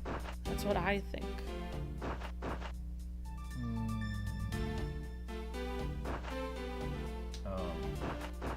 We're gonna need to press a short soon. Mage Wolf or Ahmad in the chat, could you guys use the short Superman Said What? For whatever reason, we're dangerously low to under almost 1,000 views already, which doesn't make any sense because this stream has 700 views, 90 people watching. Like, YouTube is being super buggy, but we need to clear this hour at 1,000 views, so around 6:30 or 6:40, if you guys could post a short, that would be fantastic. Like the short I requested. That way Amber and I can focus on the stream. I don't know. I'm trying to put this Superman Said What? I'm trying to find it. It's hard to find it. Do you wish to continue insisting that Miss Bird was the set up? I can do that again. Do you wish to continue insisting that Miss Bird was set on stealing something? Why not? It's the truth after all. It was also by your logic that we came to the whole thievery conclusion anyway. That may be, but you must also be aware of the fact that the safe is a secret safe. The existence of which is only privy to the prosecutors. Ah! Oh, snap. I find it a little hard to believe that a hidden safe was a part of her cunning plan. But she could have found it by accident while she was turning everything upside down. I highly doubt that. I'd say that the culprit knew exactly what they were looking for. After all, only the bookshelf and the safe were targeted. Yeah, even I didn't know about the safe, pal. And that means there's no way Maggy could have known about it either. Then you're proposing that the killer is a prosecutor? Interesting conclusion. That's definitely looking more and more probable. What's wrong, prosecutor? Do you have a different suspect in mind now? Curses, why? What made you... Well, what's with the angry face all of a sudden? It's all my fault! What do you mean? It's Jim! He knew about the existence of the secret safes. What did you just say? We were partners, like inseparable conjoined twins. That's why I told him. I filled him in on the secret safes. And that means... Yeah, I know. I'd only just told him too. Obviously, it was wrong of me to tell him. I still can't quite believe it, but the thief who broke into the room was probably Jim. Now he's claiming that the victim was the thief. And, you were simply trying to stop him, weren't you? Miss Maggy Bride? Excuse me? What? I mean, you are a security guard, right? That's your job. But killing is gonna be a bit too far, even in your risky profession. What the? You're still accusing Maggy of murder? Yes and no. I mean, she had stumbled upon Jim, who had probably drawn his gun. I get it. It was self-defense, wasn't it? No! I couldn't! I could never do something like that! Not even as a security guard, sir! Plus, even if it was a thief, he wouldn't have a key to this office. Which is precisely why he'd had to steal it, wouldn't you say? It was Jim who stole the master key. Ah! Ah! Thanks. Pretty impossible for a supposedly stolen key to be here with us unless... Well, unless you retrieved it from Jim after you killed him! Mr. Portsman, are you honestly accusing your own partner of being a thief? Have some respect for the dead. I don't want to admit it, but it's the only way for everything else to make sense. He has no honor. Now then, I think we're done here. The investigation waits for no man. Would you people be so kind as to see yourselves out? You can't kick us out. This is Mr. Edgeworth's office. I know, right? This is his office. Ah, but I'm the one who's been assigned to this case. You are all suspects in varying degrees and therefore ineligible to run this show. Listen, pal, how many times do I have to say this? Maggy can't be the culprit. Detective Gumshoe, calm yourself. But, sir... We have no choice but to accommodate his request for now. Aha! Thank you, Mr. Edgeworth. At least one of you understands. Now then, if you could remove yourselves from my crime scene, I'd be most grateful. Mark my words, Mr. Portsman. We will meet again. If that's a formal request from the legendary prosecutor himself, then I suppose so. Now, don't disappoint me, you heart. Now, don't disappoint me, you hear? To be continued. Wow, that guy seems like a complete jerk. Yeah, well, kind of is. Okay, no save data. Would be this one, I guess. There we go. Investigating the hallway. We're gonna investigate the hallway now? Yeah, because we're trapped in the hallway, I guess. Ah, yeah, that makes sense. March 14th, 4:18 a.m. Prosecutor's building, the hallway. Examine the hallway. Detective Gumshoe wants to protect Maggie. Yep. She's just wearing a chill outfit to, like, do the security. Well, she used to be wearing a uniform. Oh, maybe it's her day off or something. Or she's not on the job right now, I guess. This is just her chillaxed outfit. You're doing fantastic. I can do some... Well, I guess I'm doing Maggie, so that's good. I'm sorry that it's stressful. I don't know why... It doesn't make any sense. I don't know why YouTube is being like this. I know, especially because we're going all out on the stream. It's doing moderately well, too. Okay. Prosecutor's building, 12th floor hallway. What's with the prosecutor? Can't believe how rude he was. It was unbelievable. Please maintain your professionalism, detective. You'll sully the hallway. I'm gonna find some real solid evidence proving in my... I'm gonna find some real solid evidence. It's hard to do it in the Gumshoe voice. He's so worried about Maggie, he can't speak. Yeah, he likes it. I'm gonna find some real solid evidence proving Maggie's innocence. You'll see, sir. But we've been kicked out of the crime scene, sir! True. So then, what now? Looks like my life's fallen into yet another gigantic ditch! Yeah, wasn't she the suspect of murder, like, in a previous game? She has bad luck. Yeah. Do not despair, Miss Bird. We can overcome this as well. There are many other places and things we should be looking into anyway. Oh, really, sir? For example, this hallway. The linchpin of this argument against Miss Bird is related to the master key. In that case, the hallway is the perfect place to look for more information. What? Like there's a basketball in the middle of the floor for some reason. Regarding the mystery surrounding my door. Begin the investigation. Prosecutor's building, 12th floor hallway. Why is there a basketball on the... Oh, now we can run. Oh, it's him. Oh, everyone's favorite. Oh no. It looks like you're in quite a pinch, Mr. Edgeworth. Oh no. To be sure, a murder within the walls of the prosecutor's office is no trifling matter. We must find and apprehend and punish the killer accordingly post-haste. Sounds like a messy case you've got on your hands, sir. If you ever feel lost or need some advice, my door is always open. How gracious. I will keep your office in mind. Who is this guy again? What? Oh, wait, I can't read your thoughts. Smash that like button. Epic cameo. Oh my gosh. Is everything all right? Yes, sir. If you must know, I weighed myself this morning and I'm finally at 154 pounds, sir.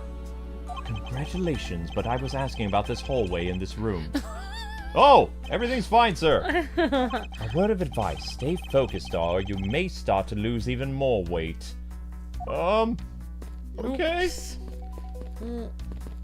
We can examine the bench. I guess so. I won't rest until I've inspected every suspicious-looking nook and cranny. Oh, there is something under it. Such as a book. Aha. It's... Hey, isn't this that missing Zero series file, sir? No doubt about it. The bloody letters mark it clear as day. Oh. There seem to be a few pages missing. Our thief took only what was necessary and left the rest behind. So, what are these Zero files about, sir? I guess they've got something worth stealing in them? Not particularly, no. It's just a collection of court case files. However, the cases within these files are not mine. Huh? They belong to the High Prosecutor that used to occupy my current office. I have my reasons, but let's just say I was charged with keeping them as they were. Now that means the thief must have also wanted the file for a specific reason, right? It would seem so, yes. Only the pages related to that case from 10 years ago are missing. I wonder why anyone would care about such an old case. Interesting. Really gonna examine the basket. Why is there a basketball hoop here? What is a basketball hoop doing here? Hey, didn't they used to be outside next to the building a long time ago? So when and why was it moved indoors? I don't remember exactly, but I saw one of the officers drag it here recently. Drag it? I heard it wouldn't fit in the elevator, so the poor guy had to bring it in himself. Oh my god. All the way up to the 12th floor? Oh my gosh. Well, we talked to the prosecutor, we talked to that guy. Can we talk to Maggy anymore? Or? What is a basketball doing here? Mr. Portsman prized possessions, sir. I heard he also plays soccer, dodgeball, and even tennis. And not a single one of those sports is suitable to be played in my hallway. Oh no. We will definitely meet again, Prosecutor. Okay. It had little dots by Maggy when you went by her. Oh, okay. There you go. I was wondering if I may speak with you for a bit concerning this case, Maggy. I've always been a big fan of the courtroom, but this is like a dream! A dream where I'm being cross-examined by the Miles Edgeworth! Yes, quite. I was drinking. I can't let this chance pass me by. I must remember to ask her about the master key. Oh no, I've driven Miles Edgeworth to drink! Juice! It should jog her memory by showing my notes to her with X. Oh. And we can talk about other things. We can talk about the prosecutor badge. We can, yeah, I guess we can talk about... What's a prosecutor? I mean, that's a prosecutor badge, isn't it? It proves that you're a real prosecutor. Interesting. Despite all appearances, she seems to know more than Gumshoe. With that badge, even I could be a professional prosecutor. Awesome! Nope, never mind. I'm driven to drink once again. But sir, may I please try that on just for a little bit? I don't think that would be a very good idea, do you? I guess not. On second thought, they're actually on the same level. That's very concerning. Sadness. I'm just a lowly security guard, so I'm not sure what I should do with that other than to guard it. It's like talking to another Gumshoe. Oh my gosh. I'm just a lowly security guard, so I'm not sure what I should do with that other than to guard it! It's like talking to another Gumshoe. I'm just a lowly security guard, so I'm not sure what I should do with that other than to guard it! Oh dear.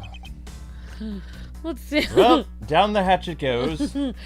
Edgeworth, have I driven you to drink again? I'm the one answering the questions here. Asking. I'm answering. You're the one asking me, sir. Well, yeah, maybe the... So when did you discover that the master key was missing? By the time I realized it, I think it was 1 a.m., sir. You think? And I noticed it was back around 2:30 a.m., I think, sir. Oh dear. It was just sitting there on the ledge where the security room's reception window is, sir. But I'm sure that between the 2 times it was not gone but stolen, sir. Okay. Why is such an important key stored in such an insecure place? I will need to reprimand the security guard. It's not like that, sir. We always keep the key further back, inside the room, away from the window. Always, you say, except for this time, correct? Well, I admit that was a bit careless, but I had my reasons. Oh? I left it out because I was sort of using it at the time. But it was after I had used it that I left it sitting on the ledge. Oh. Randomly there where anyone could take it, sir. She used the master key and left it out in the open. truly she and Gumshoe deserve each other. Oh, bother. I'm just a lonely security guard. I'm not sure what I should do with it other than to guard it, sir! Well, down the hatch it goes again. What about, I think there was other dialogue stuff that they had before. Like, if we go back, I thought, well, you could present profiles, I guess. No, I can't. Oh. Well, there. Oh, there we go. We have different dialogue options. Okay. Speak with Maggy. Well, she's giving us some really important information here. Really important. She's got the little, police, mascot on her t-shirt. That's cute. Maggy Chat. I like how Maggy has multiple barrettes in her hair. She's got to keep that hair out of her face. Barrettes are good for that. Okay.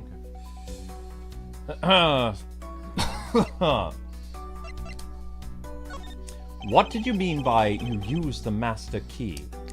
Oh!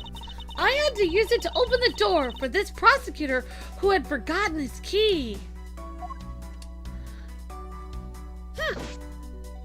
I mean, it's my job as a security guard, right? What is it? That's right! I just remembered! The prosecutor forgot his key! It was Mr. Portsman, sir! What? Please tell me more, Miss Bird, and quickly. It was around 12 a.m., sir. Mr. Portsman had forgotten his office key, so he came down to security, sir. And that's when you loaned the master key to him? No way! It's against regulations to loan the master key out to anyone, sir. I walked with Mr. Portsman to his office and opened the door for him personally. See, she's wearing her uniform. Yeah. This is her off hours. I see. And then what happened after that? Well, he called for me to come close up his office as he was leaving to go home. That was around 1:30 a.m., I think. So, in summary, for the sake of one's forgetful prosecutor, you used the master key twice tonight. Okay. Talk about suspicious. I doubt you can say that you've never left your keys at home, Detective. I think this calls for a thorough examination of Mr. Portsman's door. The victim. Have you ever met the victim before? Well, I've seen him a couple times before when I had to go to Mr. Portsman's office. Mr. Faith was always playing basketball with Mr. Portsman, sir. Oh, that sounds like fun. Just once I'd love to play with them. It sounds fun, but the only person ever taking a shot was Mr. Portsman. All Mr. Faith ever did was pass him the ball, sir. Oh, on second thought, I don't think I'd fit in all that well with them. That's weird. Miss Maggy Bird, correct? I take it that you are an acquaintance of the detective? Oh, she was under my supervision back when she was still on the force, sir. One day, she got caught up in a murder and things started going downhill, so she quit. But I owe a lot to Detective Gumshoe for introducing me to my current employer, sir. Or so I thought until a few hours ago. Right before I was about to clock out for the night. You got caught up in this whole whirlwind of a case, correct? Don't worry, my whole life has been nothing but a whirlwind of bad luck and failures. You sound like Phoenix Wright. Since I was 6 months old when I fell from the 9th floor of my apartment building. I've been hit by all sorts of vehicles, gotten sick from all sorts of foods, failed at almost every test I've taken, experienced almost every kind of disaster, and now I even managed to be named as a criminal just when I'm becoming a security guard. Became one. That's a lot to go through in one lifetime. I know! And just when I thought I had finally found my happiness, I wind up getting you and Detective Gumshoe involved in my bad luck, sir. You don't need to worry about me, Miss Bird. Nor do you need to worry about yourself. I will solve this case and prove your innocence. All I ask in your return is for your cooperation. Yes, sir! Mr. Edgeworth, you can count on me. I'll do all I can to help. Okay. Looks like we... Okay, so we did everything. Where's this other guy's door? Oh, this is his room. Yeah, I guess we investigated his door. I won't rest until I've inspected every suspicious-looking nook and cranny. Interesting. Room 1203. I take it that this is Mr. Portman's office? Yeah, but you can't mistake it because of that basketball hoop, sir. Oh, that reminds me. Mr. Portsman had actually wanted room 1202 really badly. But since you were already occupying it, Mr. Edgeworth, we put him next door, sir. So why was Mr. Portsman so particular about getting my room? I'm not sure, sir, but I bet it's because of something like his birthday is December 2nd? Yep, that's gotta be it. I can't think of another reason why. I can think of at least 3. Why am I even wasting my time thinking about these with these idiots? He probably wanted access to those files. Bingo. The door's locked tight. I bet the old credit card trick wouldn't work here, Mr. Edgeworth. This is the office of a high prosecutor detective. These doors would be pretty ineffective if the average cat burglar could get through them with a credit card. Oh, so I guess only a great cat burglar could get in. That must be who the culprit is. Might I advise you to return their conclusions to whatever pawn shop you bought it from?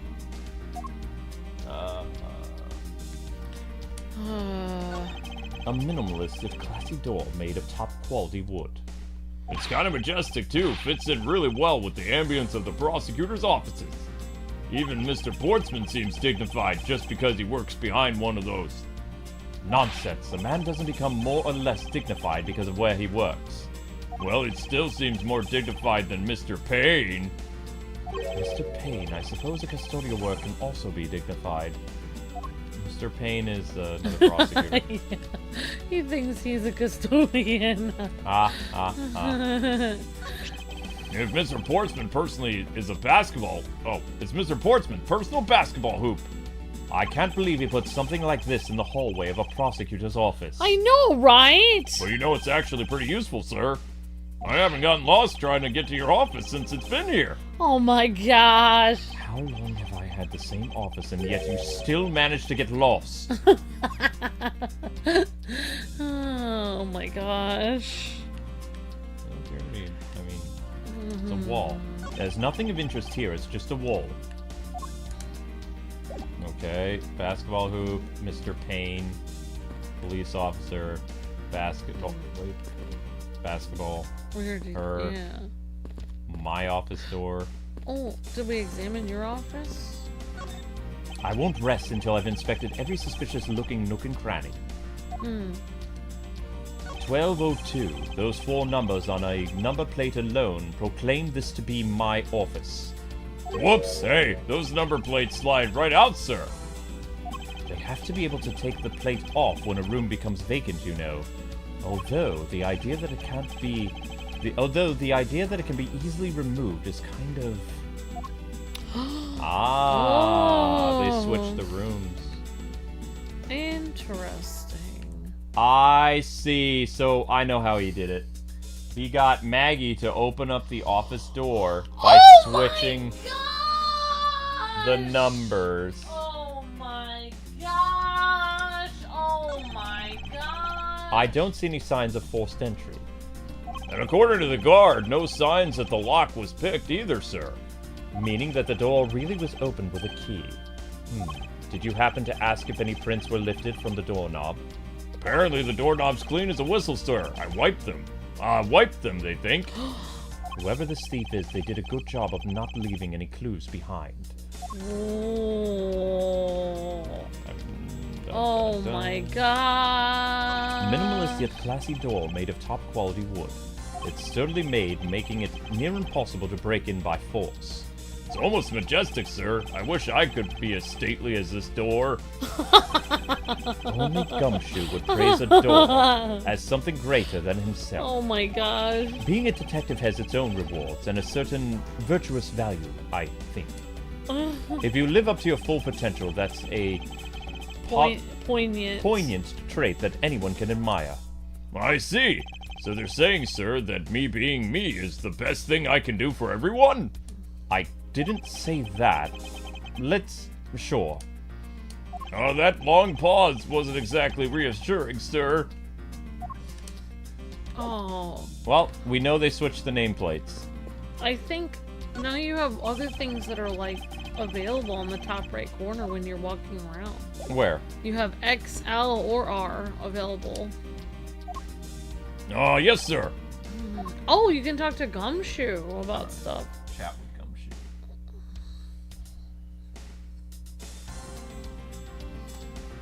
So you want to do restaurant food and not pizza or anything? Well, I want to do what you want to do. Well, What are you looking for? I already got what I wanted. I bought asparagus. I'm gonna have that. Asparagus. I don't know what. I want you to get what you want. Do you want the diner food or do you want? You can get whatever you want. You choose, because I'm gonna make my asparagus salad. The diner food would be okay. It's just I wouldn't be able to eat it until later tonight. Well, Which is fine. whatever you want. If you want pizza instead, we can get that, or I can pick up the diner food today. I could go pick it up, right? Yeah. Or if you wanted fish, I could go pick that up instead. They have friendly. You could do that thing from Friendlies if you wanted. You could pick that up, because then I would save $10 for going and picking it up, because I wouldn't have to pay the delivery fee and I wouldn't have to pay the tip, so we could just get the food and I could just pick it up. Guys, we have to push another short. This one is called Stop Hitting Yourself. Okay, I want you to have you don't really get to go out a lot because of your foot, so I want you to be able to get something you want. Thank you, sweetie. I'll probably do the restaurant food. You know what I mean. Anything of interest? I mean, I could just reorder what you usually get. Yeah, that's what I usually do. Anything of interest? Detective Gumshoe, you look rather intrigued by something. Care to share? It's nothing, but I noticed that Mr. Portsman calls his partner Jim. And the detective is that Sunday night drama, All My Cops, is named Jim too. I bet one of them is a big fan of that show. You seem to know a little something about it yourself. I take it you watch it too. Of course! The tight bond of friendship between prosecutor and detective is great, sir. But it's nothing compared to the super strong friendship we have. Friendship, detective? I think you're mistaking it with pity. Wow. Oh, how can you say that, sir, after all these years? After all we've been through? Poor detective. Award, a pity of friendship awarded. Oh, wow. Wow. Poor Gumshoe. I assume you understand how to conduct investigations, Detective Gumshoe. Of course, sir. Examine anything and everything with A. By checking various things out, we can gather all sorts of evidence and information. You can see the evidence we've collected with R. The information. Out with it, Detective. The information and leads is L. All right, that's it. Well, good job, sir. Deductive reasonable is the way to go. It's called deductive reasoning, Detective. Clearly something you lack in spades. Well, if you want, I could get eggs with you. Okay. If you don't, I could just eat what I have. You mean your omelet thing? You love your omelet. About Miss Bird. Darn it! It's so hard when I see the YRD. It does look like Bride, but If it was just an I instead of the Y, it'd be so much easier to pronounce. Yeah. About Miss Bird. Honey, are you okay? Yeah, I'm having like electric shocks down my spine, which is kind of new. No way, she's the killer. Please don't tell me you buy into that accusation, sir. Rest assured, I think she's innocent. However, I need to ask her a few things regarding her security guard position. Well, if we're only asking, that's okay. And just stand next to her and press A. Then the two of you can talk. Now, when you want to ask her about evidence, all you have to do is present it to her with X. After you choose what to show her, press X again. The way you say. I recommend showing different people different things. You'd be surprised by what they say. Thank you for your explanation, though I don't recall asking for one. Oh, just so you know, sir, you can show me evidence in the same way, too. I do believe it's time to get down to business and ask some questions of Miss Bird. Ignore it again. Oh no, poor detective. Wow. So unlike other previous Ace Attorney games, usually it's Phoenix and Maya. Yeah. And Apollo. I So there's all guys. don't usually have to go through British voice and then Gumshoe like so much. Like Gumshoe has a very prominent role. Do you want me to be Gumshoe? No, I'm good. I'm good. Well, just, take a break. I am. I'm fine. Oh, lightheaded. No, I'm not having lightheaded. Like that's if I was doing if Gumshoe was bail. I'm Gumshoe for justice. Yeah, I would pass out. What's all these words? Yeah. Whatever you want. If you don't want it, I can just make... Restaurant food. I can make tacos or something. I could make some stuff. I finished all the tacos, didn't I? I got some ground beef. I can make more tacos. Why don't we do the ground beef and make nachos like another night? Why don't we do the restaurant food tonight? That sounds good. Okay. I was wondering about the investigation. Oh, I've been waiting for this. Let's Real Seasoned Pro teach you how it's done, sir. A real seasoned pro. Of instant noodle cuisine, perhaps. Oh. I feel like that's a slight, but I shouldn't be able to hear that. You Yeah. know that you can always check out the really important spots in more detail, right?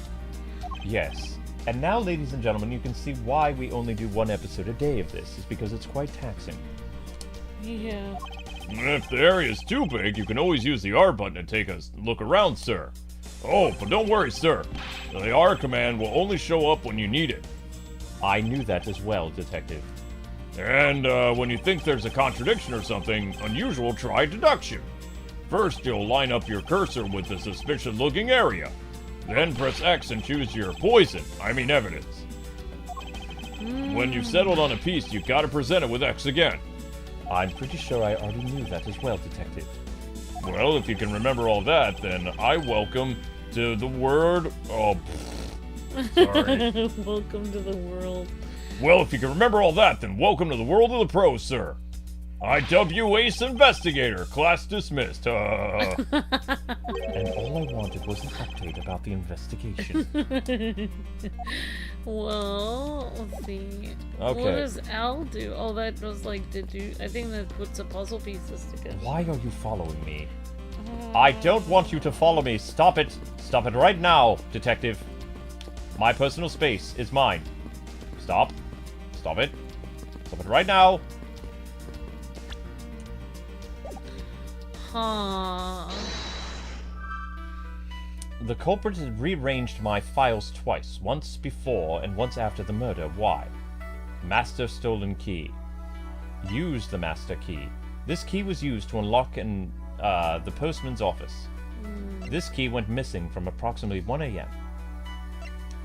I don't think I can find these, but let's try. Oh, I don't know. I guess we can try it. Yeah.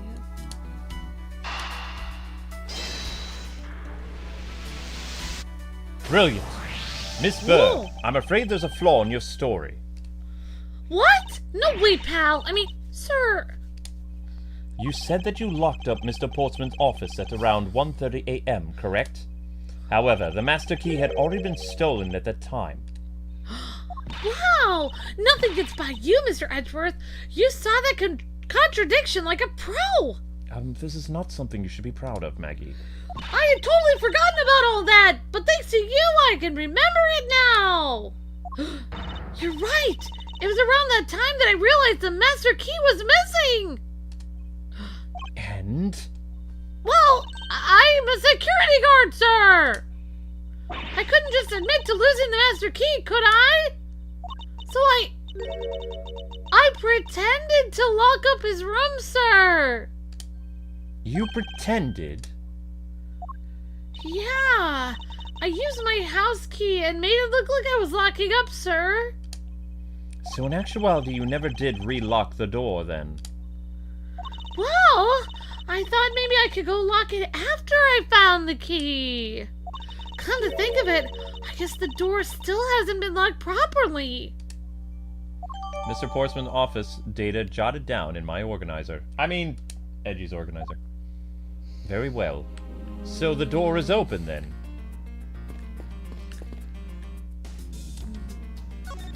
I won't rest until I've inspected every suspicious-looking nook and cranny. Well, I guess the door should be open. It's not letting me open the door. Try it. The door is locked tight. Yeah, I bet the old credit card trick wouldn't work here, Mr. Edgeworth. We've already went through this dialogue. We're not having this comedy routine again. No. There's something really wrong. I can make a deduction about the... Deduce the doorknob. Whoa! Is this spot somehow connected to any of the evidence I hold? I don't know.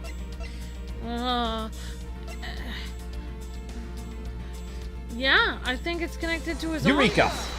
There's a contradiction here between reality and the evidence. If what Miss Bird has said is true, then why is this door locked tight? You know you're right, sir.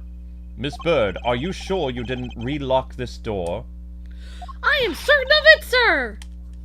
And I don't think Mr. Portsman noticed it himself that I hadn't. Which means... what again? It neither means that he actually does have the key to his office. Did he scratch you? Almost. Linky! Up! Link, come here. Linky. You silly cat. It either means that he actually does have the key to his office, or that the door Miss Bird opened wasn't this one at all, but a completely different one. So you opened a different door? But how can you prove that, sir? There's an easy way to find out. All you need to do is... we need to examine these. Come on, buddy.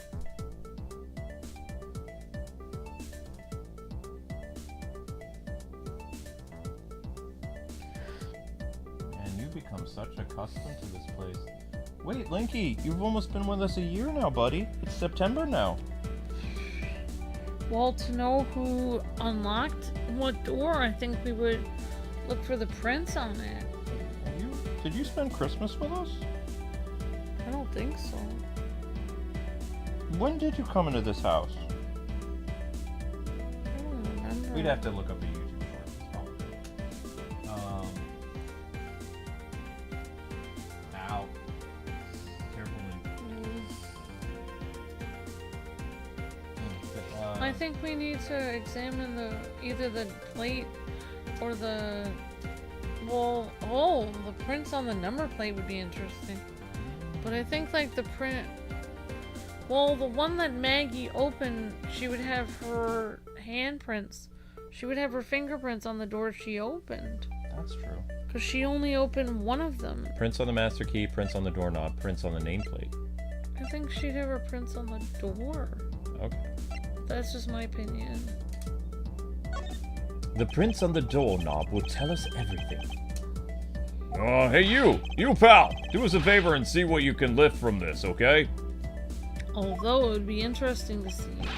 So what do you find out? There's no need for such belligerent, nostril-flaring, detective. Sir, I found only Mr. Portsman's and Miss Faith, I've only found Mr. Portman's and Mr. Faith's prints on this doorknob, sir. So, only 2 people's prints were found on this, huh? That's pretty decisive. I'm lost, sir. Thinking logically, a certain other person's print should be on this doorknob as well. Now then, whose print should also be on this doorknob? Maggie's. Yeah, Take that! that's true. Don't you find it odd that the prints of the person who unlocked this door are absent? You mean, Yes, the door that Miss Bird opened up could not have been this one, but a different one. Oh my gosh, her prints were not on the door, but she did touch it. Right, so that means it's a different door. What? What have we here? Oh! I won't rest until I've inspected every suspicious-looking nook and cranny. Is that really becoming his word? What is this? What's his catchphrase? oh look, it's a scrap of paper. I know that, you genius. Let's see, there's something written on it. Oh, wow. It looks like a note from the victim. Yeah, it's, for Mr. Portsman. Note left by the victim jotted down into my organizer. I brought the 3 pieces of evidence. I brought 3 pieces of evidence. Is this basketball property of Mr. Portsman? Oh yeah, he's always, ready for a match. Basketball, soccer, dodgeball, we already went through this. Plays tennis with his whoa. That isn't the point you should be focusing on, Detective. You're right, I know. Bad, Mr. Portsman. Someone should teach him to clean his toys up after he's done playing. I think I've reached the end of this conversation. Clean up your toys. Exactly. Well, that's weird. What is this? What are you looking at, sir? Oh yeah, that's the... How about a game? That's okay, Detective. I just found the position of this hoop to be a little off. Hey, you're right, sir. I wasn't moving. I guess it shifted when someone made a seriously sweet slam dunk. The positioning of the hoop is definitely unnatural. I'd better take note of this. Oh my gosh. moved. She moved it to be in front of the other one. Probably. Looking round at this hallway has actually paid off quite handsomely. How so, sir? In a variety of different ways, actually. I think it's time we had a little chat with the real culprit of this case. You know who the killer is? Wow, Mr. Edgeworth. I mean, whoops. That was the girl. You know who the killer is? Wow, Mr. Edgeworth. As long as my logic is sound, then yes. The mastermind behind the murder is none other than Mr. Portsman. What? Mr. Portsman? I knew it. That's exactly my logical senses were telling me too, probably. Sure. I suspected it was him from the instant he'd accused Maggie of being the killer, sir. That is anything but logical. Ladies and gentlemen, and you, Gumshoe, prepare yourselves. Oh. Come what may, it's time to knock on truth's door. Whoa. Alright. Oh, wow. We're gonna accuse this guy of murder. Yep. Oh my gosh. Well, I just realized I have to go pick it up then if I'm gonna go get that. We'll do it after the stream. I don't know what to do, Luke. If you don't want it, we don't have to do it. I mean, I gotta eat something, baby doll. Yeah, I don't have any food at home. have some cereal after this. I was gonna have some rice and put cheese on it and melt it on the rice. It's cheesy rice. You've been here a year, I think. I mean, I don't even have to get anything because I have cheesy rice. No, I would like us to have like a proper meal. What do you mean? And we can make like Mexican on the weekend. We can have nachos and we can have more taco stuff because we still is the lettuce we have still good or is it going bad? I got some new lettuce Okay. yesterday. Oh, then we're fine. I'd like to finish the other lettuce that we have. Yep. Hi, Prosecutor's Office. Mr. Portman, I've finished processing the bloody letter, sir. All right, let me take a gander and pass it here. Oh, yeah. Wow. Okay, looking good. You there, take care of this. Oh, what's going on? Why are they throwing that? Well, if it isn't Detective Gumshoe. Oh, I wanted to catch it. End of the line for you, Portsman. We've got you now. Call off your dog, Mr. Edgeworth. Is this some kind of joke? It's no joke, I assure you. We know, Mr. Portsman, that you are the guilty party in this case. Huh? You must be pretty upset getting chased out of your own room. I'd be mad too. So I guess you can stay if you promise to stay out of our way. You intend to hide your crime under the guise of a prosecutor doing his job. I can see right through the unsightly paper-thin mask you wear upon your cowl, sorry. Paper-thin mask you wear upon your cowl. I ruined that line. Oh, who'd ever thought it'd come to this, huh? Actually, come to think of it, your mentor was Manfred von Karma, right? The legendary prosecutor who never lost a single case for 40 long years. But there was always this inconsistent chatter about forged evidence with that guy. Really teaches me that I've got to stay on the lookout for false accusations, you know? Are you done trying to play mind games with me? Because that won't work. The only thing you should be using the mouth for yours is now explaining yourself. Although that too will only dig your hole deeper. Either way, your game is up. Well, aren't we full of ourselves, even though you have yet to prove anything? We shall see. Mr. Portman's rebuttal number 2. Why is his headband so small? It's supposed to be a sports headband. It's a sweatband. It's tiny. Yeah.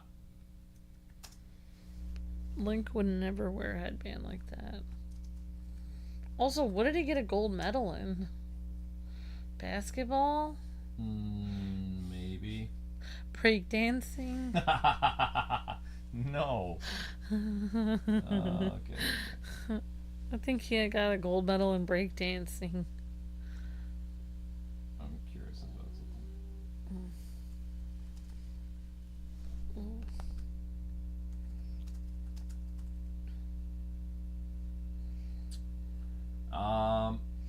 He's an athlete, apparently, Miss Amber. Thank you, Miss Tiana. Gasp. Yeah. September 17th, 2023 was Link's first day. Ooh, we did have him for Christmas. We had you around Christmas. He was just very shy. Yeah, he was. It's been a whole year and you still won't let us pick you up. Why? Maybe he got a gold medal in weightlifting? Maybe Dum Drum. I don't know. I have no idea what sort of harebrained idea you have in mind, but there's a mountain of evidence that points away from me being the culprit. Besides, how may I ask do you propose I unlock your door and get in here? Look, I feel bad doing this to you, but I got work to do, so we're done here.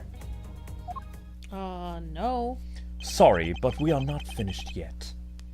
Boy, you're stubborn. I suppose you're basing your accusations on something? I'll show you what I'm basing my accusations on, you clown, with evidence. Rebuttal number 2.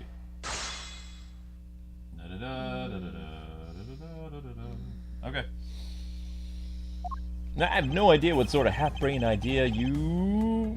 Not present. Too soon. Must press. Hold it! Yep. Why does my voice sound like it's been dragged out through an audio sensor? My accusation is harebrained idea, is it? You tell me. I'd say it is, after all.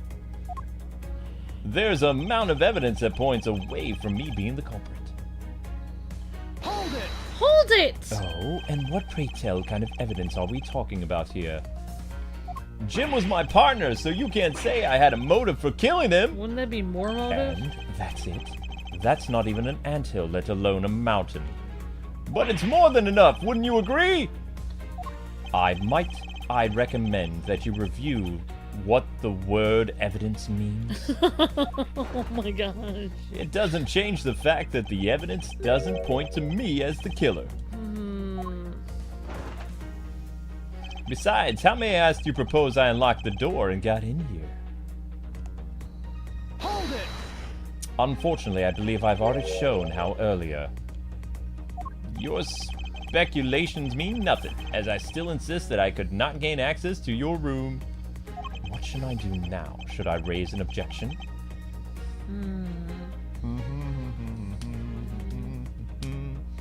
Don't raise an objection, raise an objection. What say you, chat? Little kitty's been with us a year.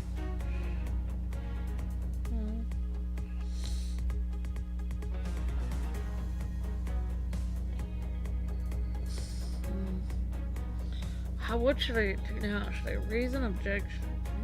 I don't... OH says raise an objection. Okay. Okay, I guess we'll try it. Your claim to have no way into my door. However, it is really... Is that really the honest truth? Aha! Right, I'll humor you. Go ahead, shoot. Very well, then I propose that you use this to open my door. Oh.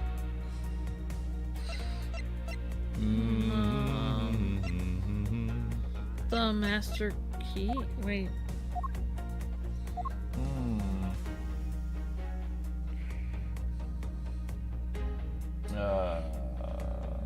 Mr. Green killed him, says Tim. Okay.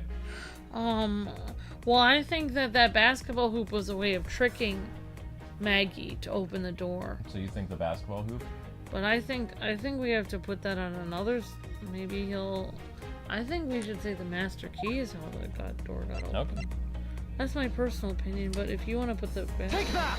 I believe you're able to open my office door with the master key, no less. Objection! Wait. Hold on for a sec there. I never laid a finger on that key, as you already know. Precisely, you were able to open my door without lifting a single finger. Whoa. Well, maybe you did, but only to direct. Whoa! That's right. You used your finger to direct this person to open my door with the key.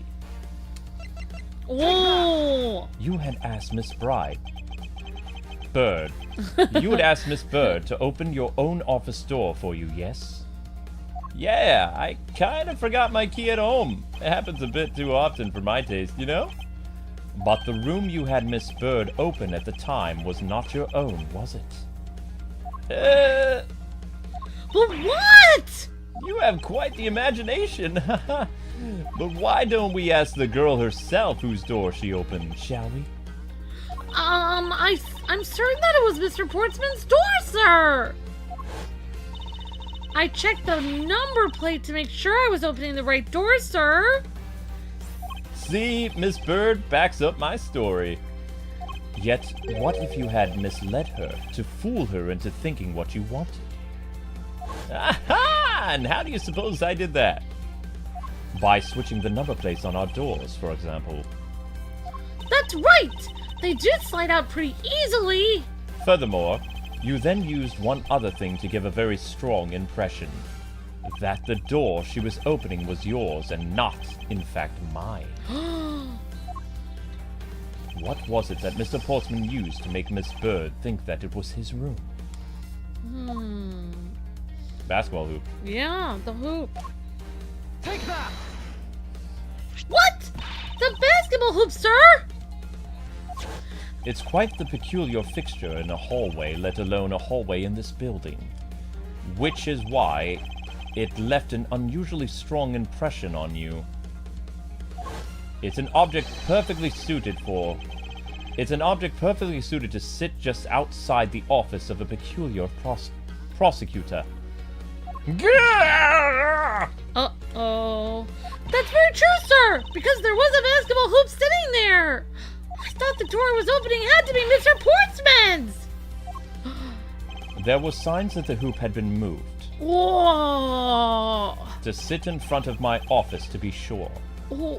I see, so that's how you throw suspicion on people. Thanks for the tip.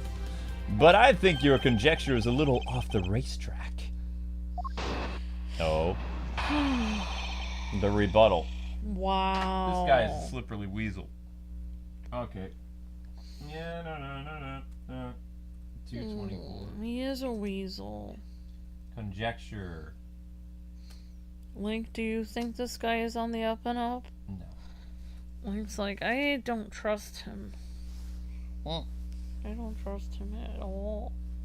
hello, buddy. He's a good boy. 1 year, Linky. We're gonna have to get you a special cat food and put a candle in it. Or something. Or celebrate. 1 year of surviving with us. Yeah. Now you're just spouting nonsense. I had the girl open my office door.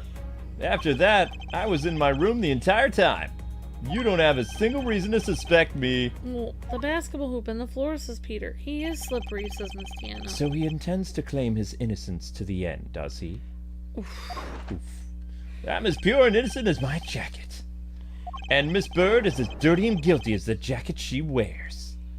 My jacket is not dirty! I'll have you know I just washed it yesterday!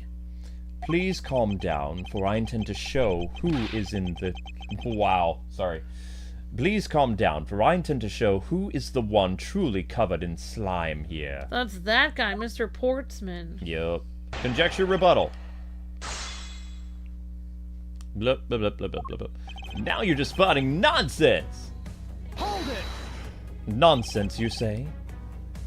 Yeah, because I'm telling you the truth here. I had the girl open my office door. Nope. Hold it! Using the master key, of course. Sure, you have a problem with that? That is what the master key is for, right? Perhaps we should place it in an elaborate labyrinth of some sort for people like you. Yeah. After that, I was in my room the entire time. It's Hold it! And what were you doing in your office? I was doing my usual training regiment. Training regiment? Were you going through your law books from start to finish? Mainly batting practice and some weights. Oh, and I jog when I get the chance. Wow, you must be the buffest prosecutor we have. With the weakest legal muscles, it would seem. Yeah. I was doing my usual workout, so... Yeah, that's because Edgeworth goes over his law books. You don't have a single reason to suspect me. Hold it! I think I've given you quite a few reasons, actually. Objection! But none of them would stand up on their own. Objection! Then what about all the evidence? Objection! It's all circumstantial. No judge would convict on such a flimsy evidence. He seems to be trembling a little. One more little push. All I have to do is find the flaw in his testimony. Now you're just spouting nonsense! Hold it! Nonsense, you say? Yeah, because I'm telling you the truth here. Okay, so we've already done all this. Now we need to present something. I had the girl open my office door. After that, I was in my room the entire Wait, time. that's impossible. Hmm? Didn't that guy leave a note because he wasn't in his room?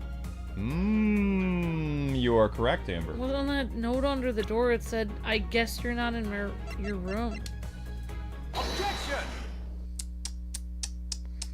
Oh, we got him now. That was a lie.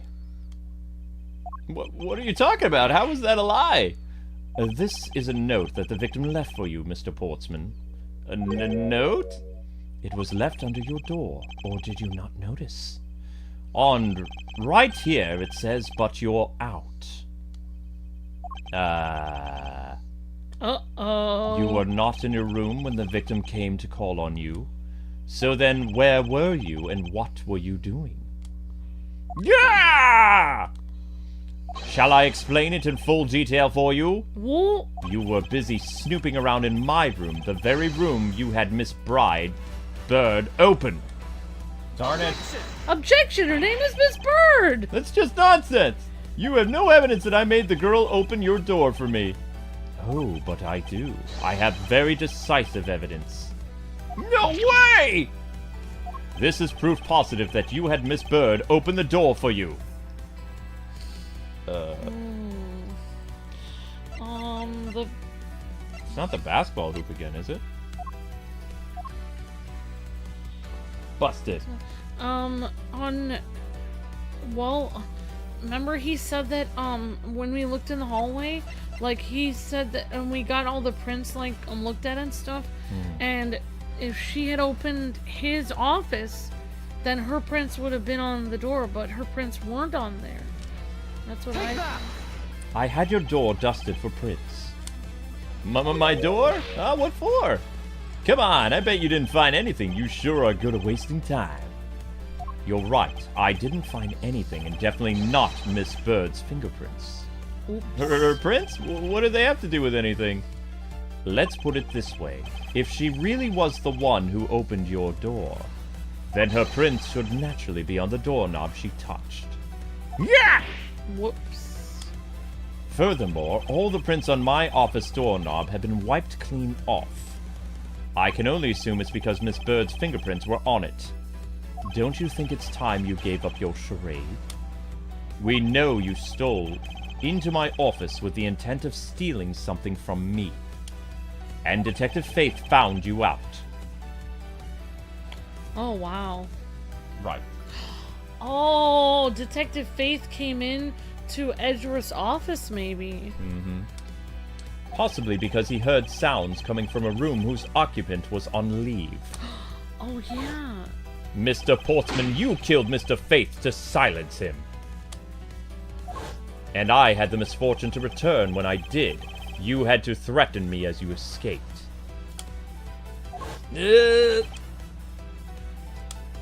As I said when you had the gun to my back, no one gets away with committing murder in my office.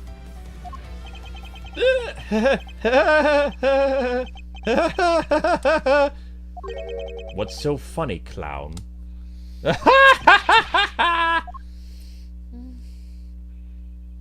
What's just so funny, pal? Well, that look of stiff seriousness on the face of this office's finest prosecutor. As he makes a huge mistake in accusing me, he's simply too much to bear. There's just nothing else like it in the world. What? Mr. Edgeworth just explained it all! He even backed it up! You are the murderer! Stop trying to be slippery and just admit to the crime already! And as I said earlier, it's all so circumstantial, so full of conjecture. You say you checked my doorknob for prints? Well, I can readily confess that I had wiped that knob down well. I'm a little obsessive-compulsive, you see. I didn't want to touch a doorknob that you had touched, which is why I wiped the doorknob as soon as I could after you opened the door. After that, it makes perfect sense that only Jim's and my own prints would be on there. You made that up just now, didn't you? Furthermore, as for the note Jim left for me, do you know exactly when that was? For all we know, he could have left it before I arrived at the office. Like even early evening, for example. Are you saying you failed to notice a note in your doorway? Hey, even geniuses fail at times. I was probably too preoccupied by work-related matters, although that's no excuse. Now that's just a flat-out lie! There's no way you didn't notice a note that size! Ah, but you can't prove that, can you? Say something, Mr. Edgeworth! Back me up here, sir! Yeah, Portsman makes a good point. I can't prove that he simply just didn't overlook it. Besides, I have an airtight alibi. All right. Airtight, you say? I only just realized that I had one, well, I only just realized I had one as we were talking. I guess it would mean better for all of us if I had told you sooner. What? Oh my god. His alibi.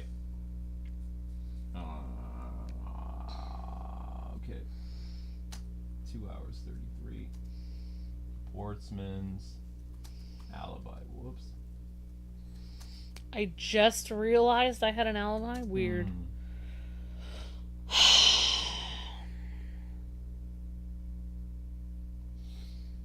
Okay, and before we get to that, guys and gals, we're gonna have to push another short. I'm just trying to see what we can do. Okay, that works. Next short.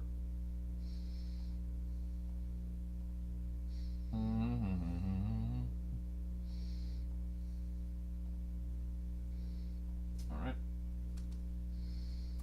Next short. There you go, guys and gals. If you could click that, that would be fantastic. Thank you very much.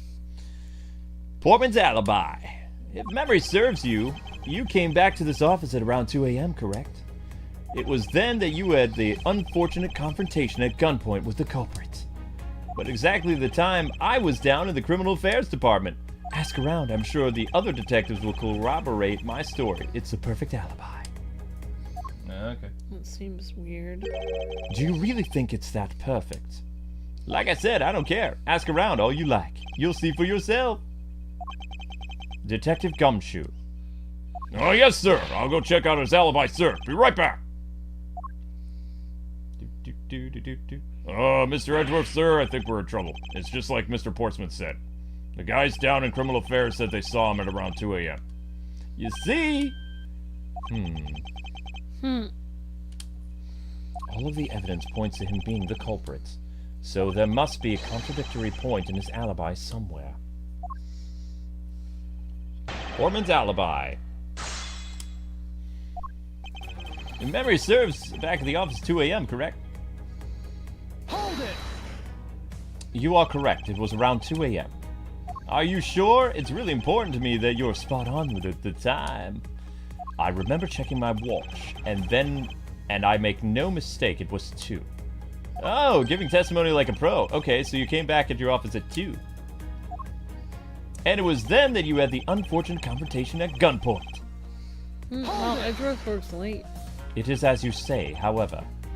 Yeah, however, you're the only one who claims to have bumped into the culprit. So tell me, did you see the person's face? Was it me you saw? It was a pitch black, so I couldn't actually see, no. Objection! Oh, come now, I'm sure you saw something. Try a little harder, why don't you? I'm beginning to feel like I'm the one being interrogated here. Ah, well, it doesn't matter if you remember or not. This guy is a jerk. It only matters that you ran into the culprit. Wow. But at exactly that time, I was down in Criminal Affairs. Hold it! So you paid the Criminal Affairs Department a visit? Yup, right after I left the prosecutor's building, I headed straight for the precinct. Ask around, I'm sure the other detectives will corroborate my story. Hold it! Well, we did go and ask around to confirm your testimony. And it was just as I said, right? Yep. A number of detectives said they saw you at around that time. See, I have the perfect alibi. That's the ace I hold up my sleeve. Ugh. Impossible. He actually does have the perfect alibi. What's wrong? Why the sudden sullen look on your face? Well, can't you say anything back, Mr. Edgeworth? Yeah, I think we've reached the end of the line, and it's time to get off this crazy train. You there! Yes, sir! Please escort the young lady out, but remember, be gentle. Maggy! What? Uh-oh. Detective Gumshoe! Oh my gosh. Is there nothing I can do? There must be a way to turn this situation around. If only I had a clue, did I miss something that can help me cast doubt on his alibi? I need to calmly think this through one more time, and with logic. Okay.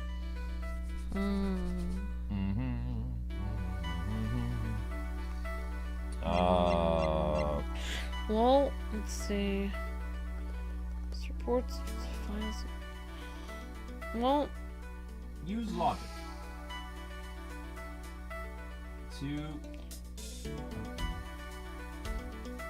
what?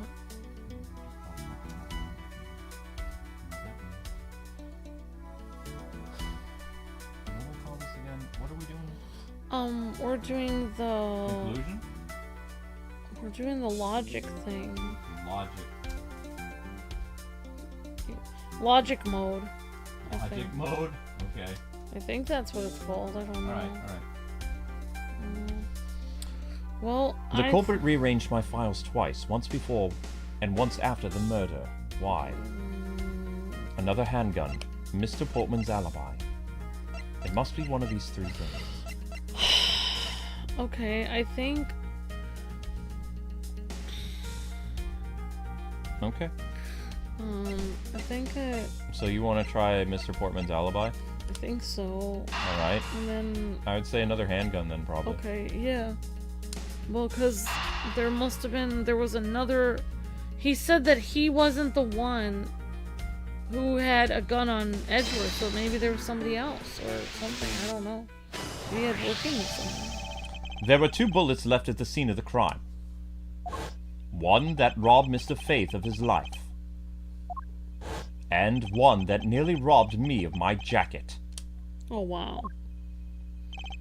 However, the murder weapon only shows signs of being fired once. There was another gun. Meaning that it is entirely possible that a second gun was used in my office tonight. But seeing as how the killer had to steal Mr. Faith's gun, I doubt the killer had another gun up their sleeve.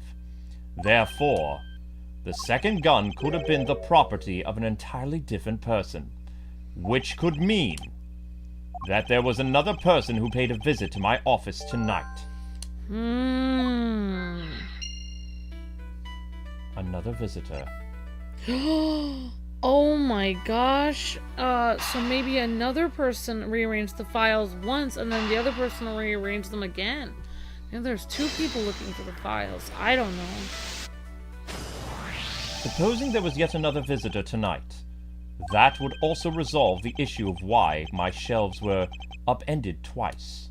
We know that the shelves were disturbed once before and once after the murder. So it shouldn't be much of a stretch to think that it was the work of 2 different people.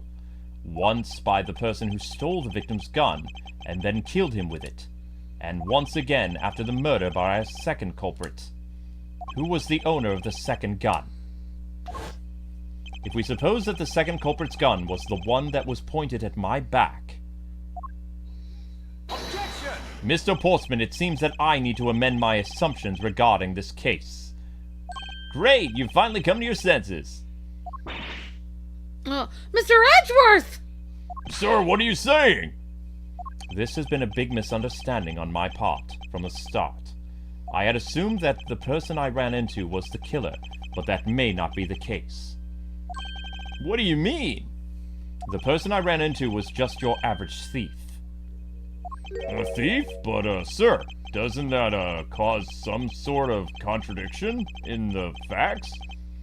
Not at all. It simply means that the killer was someone else. And it means that in actuality 2 culprits stole into my office tonight. Wow. What, you mean 2? It explains both why my shelves were disturbed twice and how there were 2 guns. Mr. Portsman tricked Miss Bird into gaining access to my room. Objection! Now you're just leading the argument. You still don't have any actual proof, you know. If you could please go along with my hypothetical scenario for now, Mr. Portsman. At the end, if you really are innocent, you should have nothing to worry about. Get. Now then, returning to my scenario, Mr. Portsman was out to steal something from me. Which is why he checked my secret safe and ransacked my shelves. This is the first time. So then, this would be when the files were put back in the wrong order, right? Correct. And then, just when he was about to look somewhere else, who would walk into his own partner, Mr. Faith? Why did Mr. Faith come into your room, sir? He probably had business with Mr. Portsman, which is why he was in the area. But that's when he noticed sounds coming from my office, would be my guess. Oh, because you were supposed to be away, right? That is a logical conclusion, yes. And he must have thought it was odd, so he came into the office to check it out. Correct. And as detective, that was the right thing to do. But... Oops, that's... But when he came in, he found his own partner standing there. Because it was Mr. Portsman, Mr. Faith probably let his own guard down. But Mr. Portsman was not so merciful as to let him leave alive. He waited for a chance and stole Mr. Faith's gun from him, and then... Wow. He killed him. He silenced Mr. Faith for catching him in the act of stealing. Yeah! Oh, wow. Disturbing. Hypothetically, of course. This was the moment in which the first shot was fired. The one that landed in my files. Following that, Mr. Portsman wiped the gun down and left it behind as he made his exit. He could afford to do that because he had also left the fake dying message behind. You're such a complicated troublemaker, you know that? Well, if things were as simple as that, then all would be solved. However, there was yet another visitor to my room, and this is where it gets complicated. Ah, there was another visitor? Yes, and this is the one person's objective was also to steal something from me. Now then, even after Mr. Portsman left, the door to my office remained unlocked. However, this new visitor had no way of knowing that, and so they stole the master key from the security guard's room, and then entered my room and searched through my shelves. This was the second time they disturbed, and it seems the thief found their prize. They stole the zero file, that's right, sir. Correct. Only just as the thief was about to leave with the file, I appeared. The thief then threatened me with their own gun and made their escape. The second bullet was fired during that brief encounter. Oh, wow. So the shelves getting messed up twice and the 2 bullets. It was all because 2 different people were doing those things at 2 different times. Precisely. So now do you see, Mr. Portsman? The person I met was just a thief and not, in fact, Mr. Face Killer. Your alibi for the time frame in which I ran into the other person is now irrelevant. Because we know that the murder took place during the first culprit's visit. Oh. What's so funny, pal? Absolutely splendid. Your scenario explains everything. Of course it does. It's Mr. Edgeworth, after all. But you know, it still doesn't change the fact that doesn't change the fact that it's all circumstantial. What? Supposing if, and that's a big if, your theory is right. Well, it would indeed render my alibi, which was withstood scrutiny, mind you, irrelevant. But there is still one defining point of your argument for which you have no evidence. Your supposition that I was the first visitor. Mr. Edgeworth, you can't let him get away with that, sir. But he has a point. I have absolutely no proof at this point. Don't say that, sir! I don't believe this. Don't worry, Maggie. I'll do something if I must. You know something? I find your attitude to be somewhat peculiar, Mr. Edgeworth. If the person you met really was a plain old thief, then why is that person not your main suspect? What is it? That is, if your theory is correct. Wow. Alibi Part 2. This guy is so difficult to pin down. Yep. He won't even confess, even though he's obviously the murderer. 1 sec.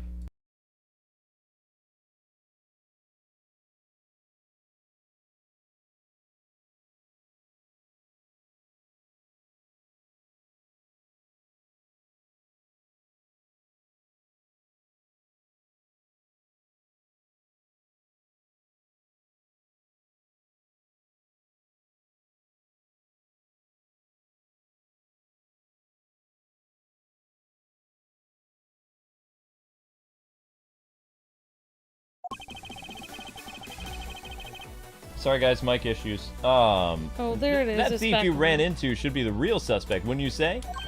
We should be out there looking for the thief right now. They might still be nearby. I hate to repeat myself, but I was already said I was training in my room. And when Jim came to deliver some evidence to me, I was down at criminal affairs. So I can't be expected to know what happened around here after I left. So you think we should be out there looking for a thief? Of course! Now isn't the time to be having these dead-end discussions? I don't think it's all dead-ended. I find your alibi to be fascinating. Let's continue where we left off, shall we? No! I know he's lying. I know he was here at the scene of the crime. I have to find a way to prove it. Is the guy who died Jim Faith? Jim and Faith are the same person? I think so. His partner's name is Faith, I think. Somebody Faith. But he calls him Jim, even though it's not his name. The thief ran into you should be the real suspect. Hold it! Actually, no, it wouldn't. What? Why not? That's elementary. The dying message, of course. Mr. Faith's killer very clearly left those letters on the spines of those files. And it was after that they were on that the thief stole one of them. You mean the 0 file? And that's how we also know the letters themselves were set up and not from Mr. Faith. If the thief was the killer, do you think they would try to undermine themselves? Yeah. Yeah, maybe the killer just didn't think of that either. Yes, that must be it. Maybe, just maybe. Wow. We should be out there looking for the real thief. Hold it! Wow, this guy. Once escaped, I highly doubt the thief would linger nearby. Well, you never know. Maybe they didn't get what they were really after? Oh, you talk like you know quite a bit about this thief. It's nothing like that. I have no idea about anything after all. I hate to repeat myself, but we should really be doing stuff. Hold it! But according to Mr. Faith's note... Hold on! I thought we already cleared that up. Didn't I say that Jim left that note for me in the early evening? If you really have proof that he left it there at different times, say just before he was murdered... I don't have any, no. You see? So I insist again that I was in my office and the entire time... Oh my gosh, it's exhausting. We're gonna catch him. Hold it! Why didn't you go there with Mr. Faith? That's because he said that he was tired and was going to take a quick nap. You know, those sofas in the hallway? He likes to sleep on one of those. It's one of his habits. And what of the evidence he brought? They were things related to yesterday's case. Just 2 items, a gun and a pendant. 2 items. Interesting. This piece of testimony seems too crucial to let slip through the cracks. Didn't the note say he was supposed to bring 3 items? Yep. Brought me 2 items, a gun, a pendant, that are all related to yesterday's case. I don't think so. No. I think we should present the note. It says 3 items. 3 pieces of evidence. Objection! I don't think so. Only 2 pieces? I believe the proper phrase here is... Whoops. Only 2 pieces. I believe the proper phrase here is, you fail. Oh. Excuse me? You fail as a prosecutor, Mr. Portsman, as you intended to keep evidence hidden from me. Oh. What are you talking about? I haven't hidden anything from you. Well, here's a piece I think you should read carefully. You can read, can't you? It says that Mr. Faith was bringing 3 pieces. Yes, and this is the victim's real dying message to you, Mr. Portsman. I can't believe I got tripped up by a simple arithmetic. Yep. Where is the missing piece of evidence? It's You have it, don't you? Only the guilty would make such a face. Oh, wow. Detective Gumshoe. You don't have to say it, sir. I'll pat the guy down from head to toe. What? Don't come any closer, I'm warning you! This is all part of the investigation, pal, so don't even think about stopping me.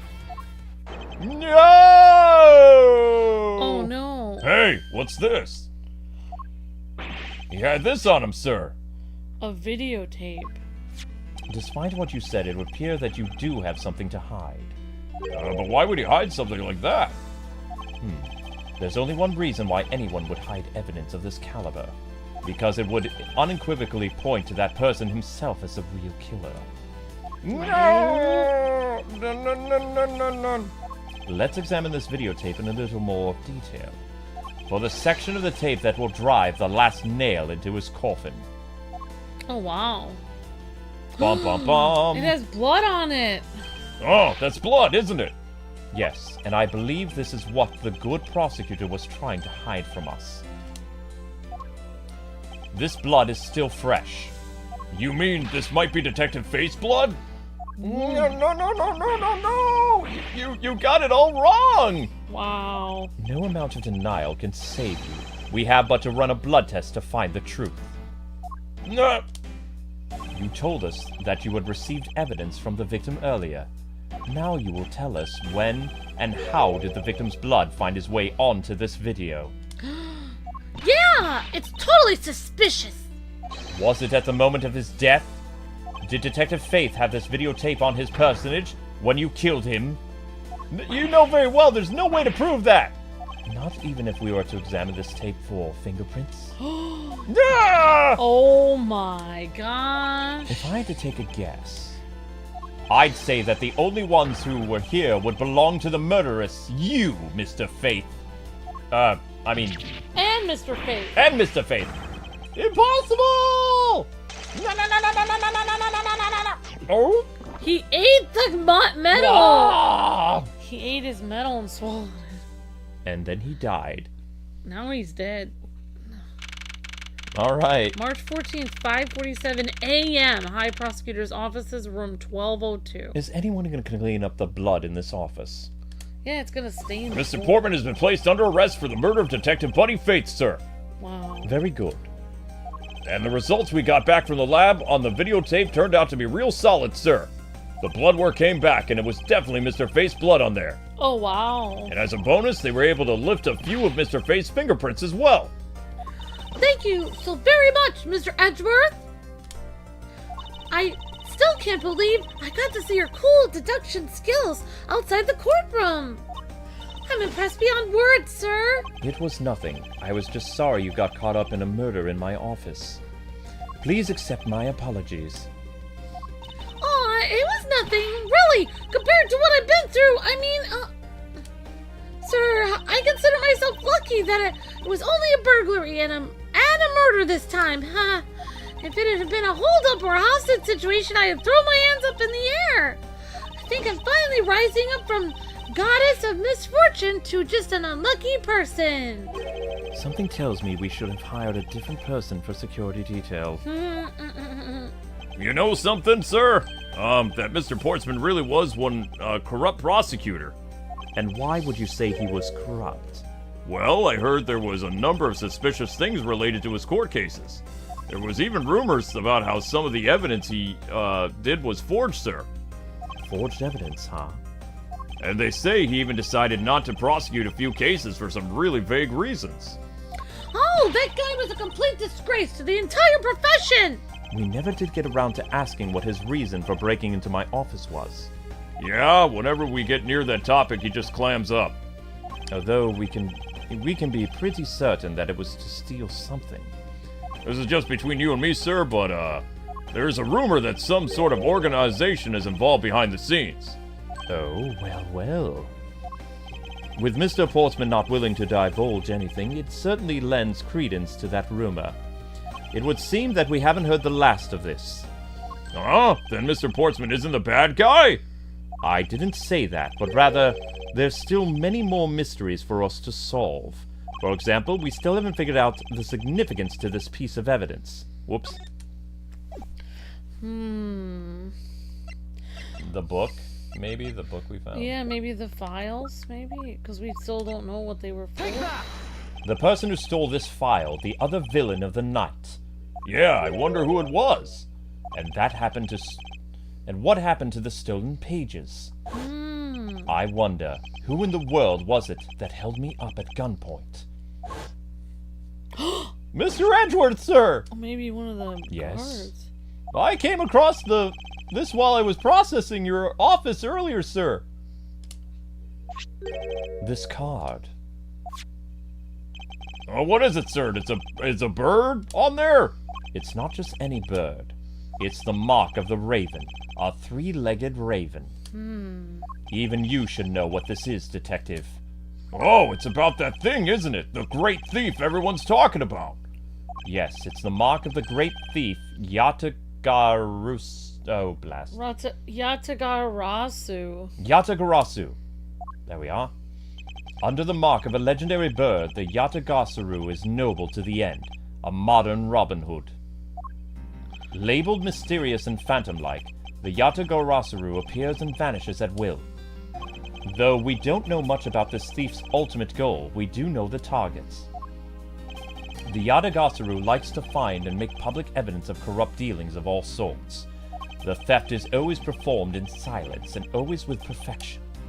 Once a target is chosen, no dramatic calling card or announcement is sent forth. Instead, the chosen corporation is infiltrated without even the target noticing. Some days later, the evidence that was found is sent out to the mass media. along with this single card, although it's been a while since the Yatagasuru's last appearance. Excuse me. Mr. Edgeworth, look, something's written on the back. What? Let me see. It's the location of where the thief put the stolen files. So the person who stole the contents of the file was the Yatagasuru? Yatagasuru. Organization. Quite a few key words are popping up in this mystery. The murder in my office. The return of a great thief, Yatagasuru. Looking back, I can't say I didn't see these events coming, for they were heralded by the incidents that began to occur 2 days ago. The end. We did it, guys and gals. And then the next case, hopefully, maybe. Next case tomorrow. Awesome! Great job, Luke. You voiced all the characters. I did everybody, yeah. Now you're out of breath. I only had to voice one character. Hopefully all the characters will be girls next time. The next episode looks like it's going to have a familiar character. No. All right. So anyway, guys and gals, that's going to do it for this episode. Thank you guys so much for watching. There were no super chats or gifted memberships, but we did receive 1,000 views, so thank you guys very much for your dedication. In doing so, you guys will have another stream of this tomorrow because 1,000 views is our requirement on this channel after being shadow banned. It's the best that we can do for live streams. So thank you guys for watching. Your next live stream will be on the new Astrobot game, part number 2. You'll be redirected there. That stream will begin when it hits 40 likes. So it's currently at 20 likes. It needs 20 more likes. And then we'll, of course, begin that. Thank you guys for watching the YouTube shorts and helping keep the channel stabilized during this time. We really appreciate you, and we hope you guys had fun with Ace Attorney. Miles Edgeworth's story will continue tomorrow, and I'll be sure to have tea on hand. So, Yay. God bless, happy gaming. Thanks so much for watching. That does it for the first episode of our Abridged series of Ace Attorney Investigations. See you guys on the next stream. See ya!